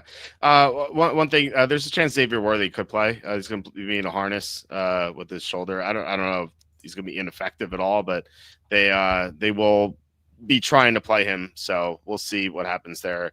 I agree that the Eagles can probably get pressure on Mahomes, but they don't have the same personnel that they did last year. They lost a couple of guys, like Sweat being key there. Like he was all over Mahomes in the Super Bowl. Now they do have other guys for sure. As maybe Darius Smith fills that role. He had 9 sacks last year, but he's an older player, so we don't really know what we're going to get out of him. But Jalen Carter was the big difference last week. Like if he played, I think the Eagles would have covered against Dallas. So I'm not betting this game. I just want to just sit back and watch it and have fun. But it's interesting that you love the Eagles and he loves the Chiefs. It's like both you guys on, and you guys are so passionate about opposite sides. It's pretty crazy. I'm looking at the PFF grades of the offensive line. Juwan Taylor was ranked by PFF 56 out of 64 offensive linemen. Simmons, 55 out of 64 offensive linemen. And better than Taylor. Guards, 31 and 36. And of course, Creed Humphrey is pretty good. Yeah. They don't have a player to throw the ball to. They're throwing the ball to Hollywood Brown, who had multiple drops, Tyquan Thornton, who I don't think is on the same page, although he did have one long pass play. He wasn't rated very high. He was rated the 72nd out of 90 receivers last week. Juju Smith-Schuster, Kelsey, who I mentioned, is a shell. Pacheco can't run. Mahomes was making plays last week. I mean, he was prone to the ground. It looked like he was in the Super Bowl against Tampa, the way he was playing. And he made some fantastic plays to just keep that game somewhat respectable. They couldn't stop a mobile Herbert. And I think that maybe the Eagles weren't throwing the ball because they were saving something for this week. I don't know. To me, I don't really care. It's really about the Chiefs' offense just not being ready to play. And it starts with the offensive line. That's how it was in the Super Bowl, and I don't see it getting better this week. Okay. And if the Chiefs lose, the media declares them dead, that we can get some nice value of them on the Super Bowl future. Yeah. If the Chiefs lose this game, I'm going to bet them to win the division. Yeah, it's a good one. I don't think the Chiefs are dead. I think that they need a lot of help on the O-line. I think they need Worthy and Rashee Rice back, and they'll be okay. But that offensive line needs to start gelling. And again, you have a rookie, so it's going to take him time. Offensive lines, to me, are all about continuity. So there's no continuity when you have a rookie coming in, and you have other players that Tooney was their best lineman last year. He's gone. So I worry early in the season about that team. Yeah, it's fair. Look, given that I don't have a strong take in this game, I'd be fine going with the Eagles here. So I'll write this one down just because you like it so much. And I think you're right. You're right about the matchup, although I do think that Kansas City's defense has a good matchup on the Eagles' offense with being able to stop Barkley, which we saw them do in the Super Bowl. So. Yeah, they did. Yeah. So, okay. We'll circle back to that one when we decide on our final card. So Falcons at the Vikings. It's the Sunday night game. The Vikings are -3.5. They were 4.5. So it looks like some sharp money coming in on Atlanta. We don't know if Drake London's going to play. He is day to day. So that'll be big. If they miss London, they're also probably not going to have Mooney, so they're going to be down their top two receivers. They'll have Kyle Pitts, but when Kyle Pitts is not playing Tampa, he usually doesn't do anything. So like I had Pitts over receiving yards, and I was like, people are going to think I'm crazy, but he dominates Tampa. That's like the only team he plays well against. So I don't really see much from Atlanta if London's out. So that's an important injury here. I like Minnesota here. I talked about how fading the NFC South teams outside the division usually pretty good, and Minnesota looked pretty rough through three quarters, but the way they played in the fourth quarter, I think might be more of a sign of things to come. Like JJ McCarthy, I was shocked by how poorly he played, but then he turned it on. I love Kevin O'Connell as a coach. I think he should be able to outcoach whatever Atlanta has there. But it's a short week though, and so I'm not dying to bet this, especially with not getting the hook there. You have to lay the hook. It's kind of rough. So I'm leaning Minnesota, but I'm not betting this game. What do you think about this one? I'm not betting this game either. This line opened at 4.5. It's now down to 3.5. I made the line 4, but I kind of lean towards Atlanta. Now, I was a little surprised that you were ready to dump all your stock in Minnesota from a top 5 team to your Group B. But I already have them in Group B, and I think they're placed correctly. I think they're better than Atlanta, but I don't want to lay the points. I'm not a fan of McCarthy. I'm not ready to tell you that he's a bust, but I'm also not ready to tell you that he's going to have an all-pro season. So I expect him to make mistakes. I was impressed with Penix. I thought Penix had a nice game last week. I do worry a little bit about the Drake London injury. I also look on the Minnesota side. Darisaw a little banged up. Kelly's he's questionable. Van Ginkel is in concussion protocol. So they have a bunch of guys who are a little banged up and injured. So yeah. I'm not rushing to lay points now with JJ McCarthy. I do like Minnesota at home at night. I think there is an edge there, which is why I made this game 4, not 3. But I just couldn't. If you ask me to bet it or pick it, I just take the hook. I take the points because I do think this is probably like a 3 or 4 point game. But I have no real opinion on this, and I definitely would not put this as a contest pick. Yeah, me neither. Kirk Cousins scout team QB this week during practice. Yeah, that'd be funny. It makes sense. Yeah, Atlanta plays so many close games. Right, right. And we said that last week, which is why I like them. And I actually took them in the Super Contest +2. And I thought it was going to come down to one of those, like the Jets Steelers last week, that Yeah, 1 or 2 point game. And I even said it, Koo's going to probably miss a kick. Of course, he did. you did say it on the show. But they would have still had to win the game outright because that kick would have tied the game. And I've seen them play so many of those 1 or 2 point games, those 24-23s, 22-20, like weird score games. And that kick would have just tied it. But he's not a good kicker. I mean, he's down to miss an extra point once in a while. He'll miss a big kick here and there. I don't like taking a young quarterback like Penix on the road in Minnesota, but I'm not ready to lay points with McCarthy. Yeah, me neither. Why did they let Tooney go? Made no sense. Yeah, I agree. Chris saying it was strictly cap relief. The front office should have read Kenny's site, thecapisfake.com. Yes, the cap is fake. They should have done that. All right, we have 2 Monday games. The first, which I love, especially what we're talking about, 7 and 10 o'clock. The first one is Buccaneers at Texans. This line was Texans -1.5. It's gone up to 2.5. Tristan Wirfs, we assume is going to be out again. Well, I mean, I know he practiced, but it seems like he's maybe a week or 2 away from coming back, which is a huge deal against Houston's pass rush. Houston's weakness is the offensive line. We saw that last week. I love the Rams last week because we knew that the Rams have a great pass rush and they were going to get to Stroud. Tampa doesn't have that. They have Vitavea in the interior, but they don't have the edge rush like Hassan Reddick's there, but he's past his prime. So Stroud's going to have more time in the pocket than he did last week, and Tampa's secondary is known to be pretty bad. So I feel like Houston's offense is going to function much better this week, and this is another instance where we get to fade an NFC South team outside the division. So I like Houston here matchup-wise. And not like a huge play for me, but maybe medium-sized play. What do you think about this game?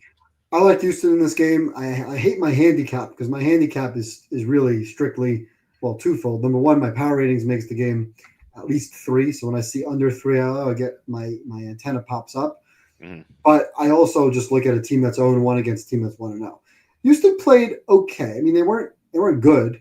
Their defense was very good. Their offense, they could have won that game at the end. If they don't fumble late in that game, they actually have a chance to go and kind of steal that game late. But I think their defense wins this game for them.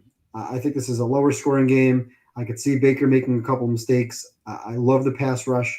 They'll certainly force him into pressure situations. I like the defense on the outside. The secondary has been very impressive to me in some of their bigger games. And I just think they're at home at night. Monday Night Football coming off of a loss. Bucs coming off the win. I like the spot. I like the situation. And I like the line at 2.5. So I like Houston. And I highlighted this pick as a top 5 pick. Okay. Yeah, I like them a fair amount. So we can put them on the card as well. Okay. The last game is Chargers at the Raiders. It's an ugly number. It was 3, but now it's 3.5 in most places, which is exactly what it is in the Circa contest.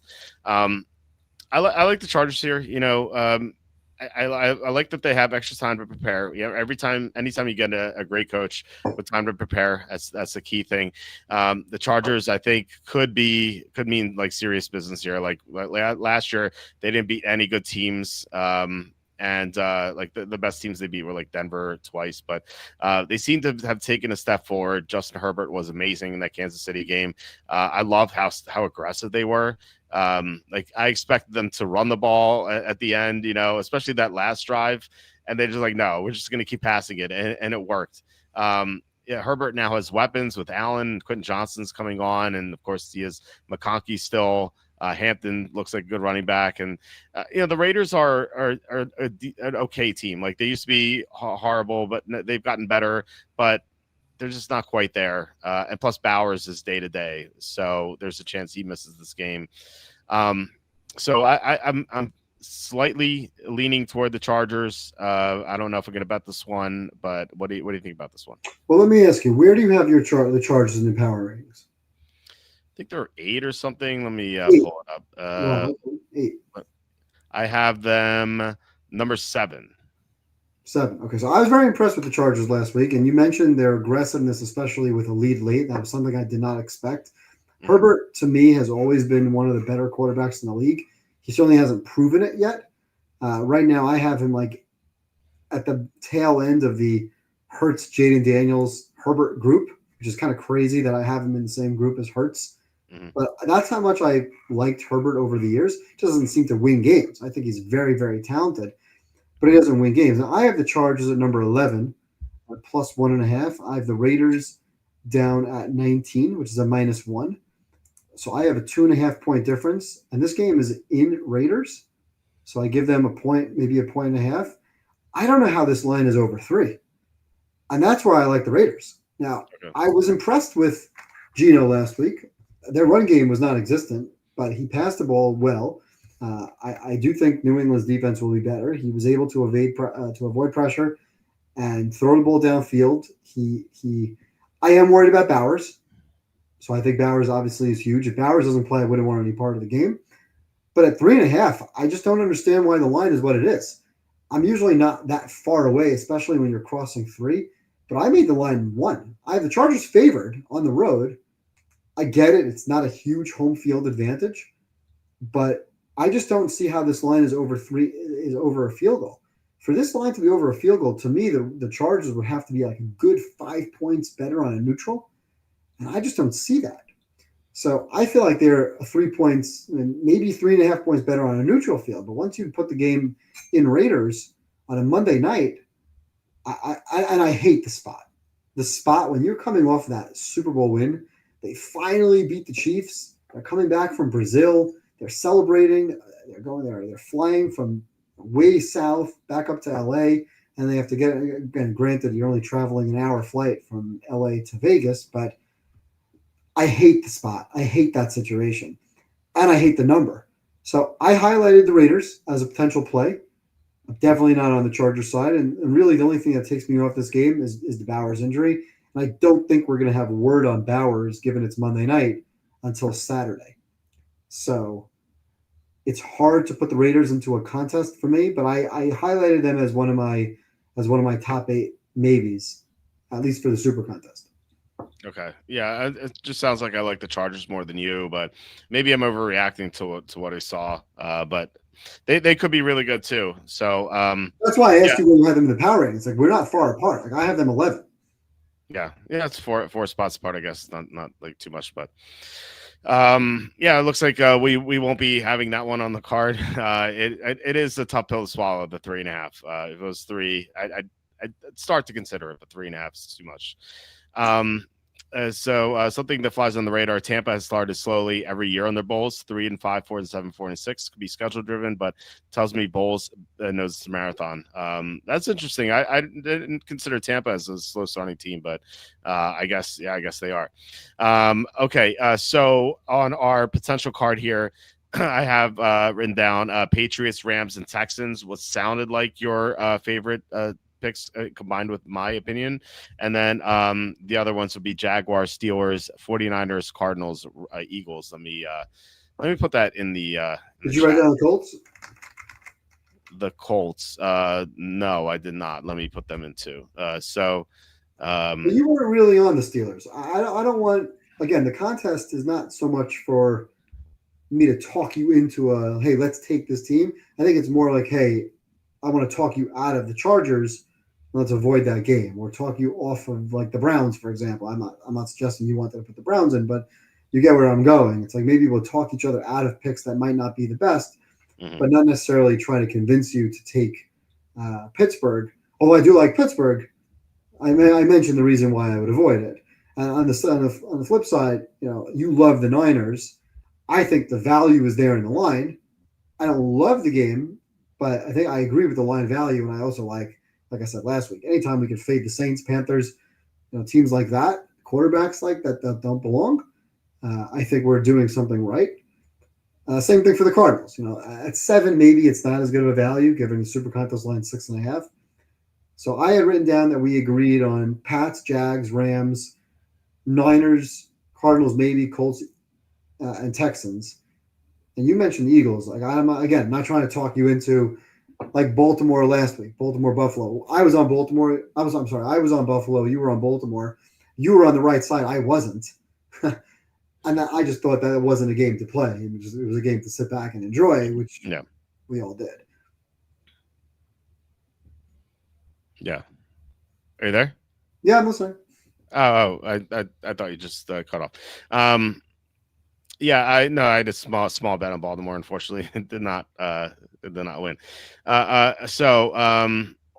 Yeah, so if you remove Pittsburgh, we have these 8 teams here, which I'll put on the chat once again. So we have I don't know why like YouTube will look at this, just no spacing. What is that? Oh, no spacing. Yeah, Okay. it's just no spacing for What some is that? reason. I thought you were trying to spell the name of the kicker on the Browns.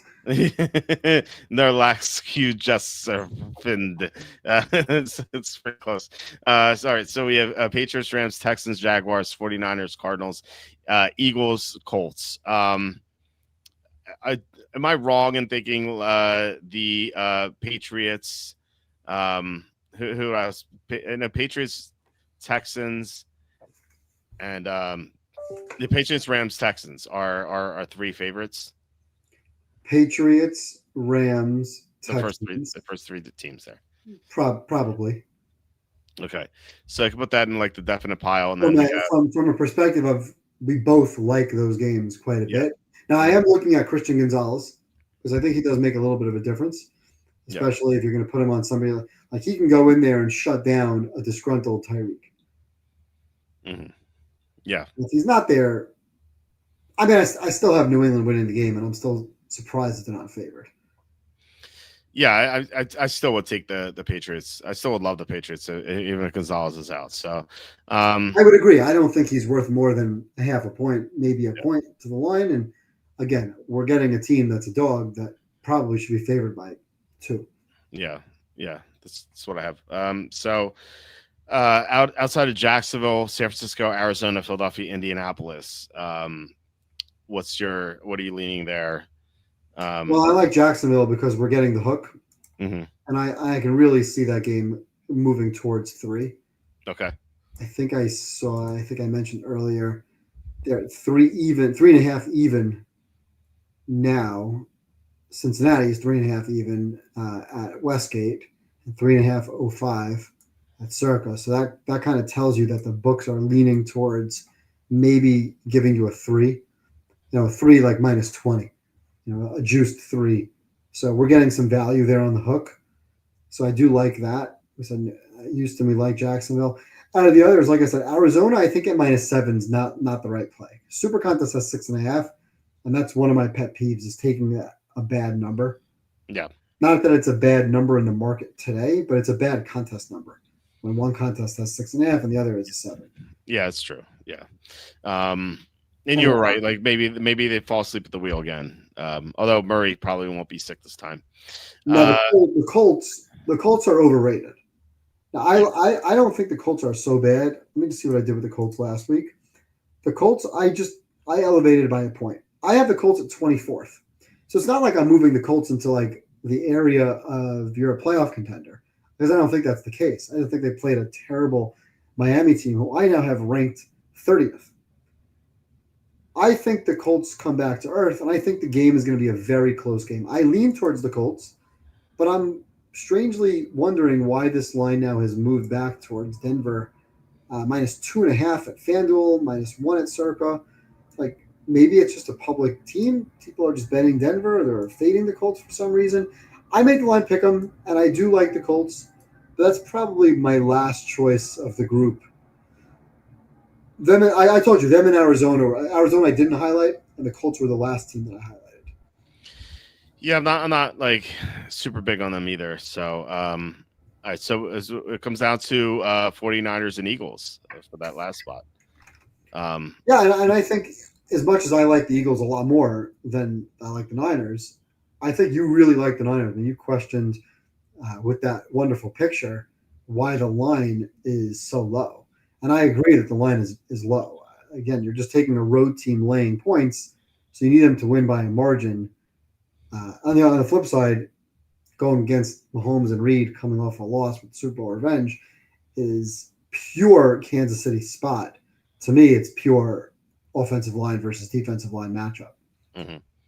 So I'm okay going either way. I think the Colts and the Cardinals are the teams that I would take out of that mix. Pats, Jags, Rams, Texans would be 4. And the same thing for me with the Steelers. I mean, the Steelers versus Niners, to me, the Steelers are the home team. And I am surprised that they're only -3. I mentioned I would have made them -4.5.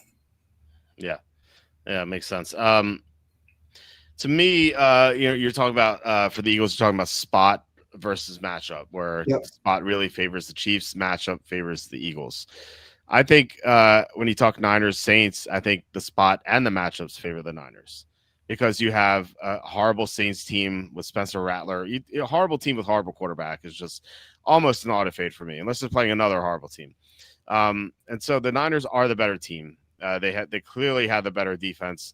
They clearly have the better offense, even with Mac Jones, because they have McCaffrey and Pearsall. It's like, and the better offensive line too. Like the Saints' right tackle may not play too. So matchups I think favor the Niners, and then the spot where you have a backup quarterback coming in on a good team, that usually is really good, especially with a good coach to coach him up. I think I love that spot. Whenever you got a good team with a backup quarterback, they play hard. They play like 110%. So even though they're coming off a win, I still think they're going to be energized with Mac Jones. I fully expect the Niners to win the game. I'm going to be very angry as a Niner fan if they don't. Yeah, because it'll just signal to me that if Purdy's out for a couple of weeks, they're not going to win a lot of games. And they finally have Arizona the week later, and then Jacksonville, and then back-to-back road games, Rams, Tampa. They're in big trouble if they can't beat the Saints. Yeah, I agree. So does that push you towards San Francisco, or do you want to have? Well, it doesn't necessarily push me towards San Francisco. As a partnership, I like the fact that you really like this team, and I like the line value. Yeah. So, I don't want to talk you into Pittsburgh with Tomlin off of a win. To me, feels like I'm trying to convince you to take Mike Tomlin off a win, and I don't really want to do that. It's a bad spot. I may take Pittsburgh in my own super contest entry, right? And sometimes like I look at our entries like my number 1 entry, right? And then my super contest like my backup picks. Like sometimes I'll play maybe 2 or 3 picks that are a little different. Right. So I wouldn't mind going with your selection here of the Niners instead of Pittsburgh, and again instead of Philly. I mean, Philly to me is probably my number 1 or number 2. Okay. But again, if it's a team that you just want to watch that game, and I get the other side of the coin. Like as Andy has pointed out to us many times in the past, you have to know what the angle is for both sides. Otherwise, you're missing something. I know the angles. I get it. I know what we're missing. I'm not missing it. I'm saying I don't care about the spot because they know what the spot is and they can't block. Yeah. Holding number 74 on the offense is a phrase you're going to hear quite a bit. And if you don't hear that phrase, Mahomes is going to be running for his life because Juwan Taylor can't block. He's a turnstile. Yeah, like a traffic cone out there. Yeah. And he looks confused. Like, which is the worst part. He looks at me like, yeah, you. You're the one who wasn't blocking on the last 4 plays or got the flag in your face. So, yeah. You also forgot his false starts too. He has a bunch of those. That's because he's terrible. He needs to get an early jump. The league should give him a chance. Give him an extra split second. The guy can't have like a special handicap. Like handicap. Juwan Taylor's allowed to go a half a second early. And I remember the Chiefs are the team that used to start like a foot or 2 behind the line. Yeah. Especially early in the season until the refs get bored of calling the same penalty. Mm-hmm. They line up like in the backfield almost. It's crazy to me that they neglect the offensive line so much. Like how Taylor come back as a starter. That's bizarre. It's so bizarre to me. Chris says Denver won last year's Battle of the Horses 31-13 with the 24-point fourth quarter. Imagine Indy will be very motivated to reclaim that prestigious saddle. So let me put my hat on here. It's the Battle of Horses hat here. So yeah, so it's a shame. I think Tom, my co-host on Friday, he will be picking the Colts in the Battle of the Horses. He's been looking forward to this game for a very long time. So yeah, it's special here. So anyway, it looks like for now we have Patriots, Rams, Texans, Jaguars, 49ers. I will put that on the screen here so we have it. Let me highlight this. Okay. So right now, obviously, we have injury reports to go through tomorrow, which I always look at meticulously. And sure, of course. I don't know if you saw that Excel that I sent to you.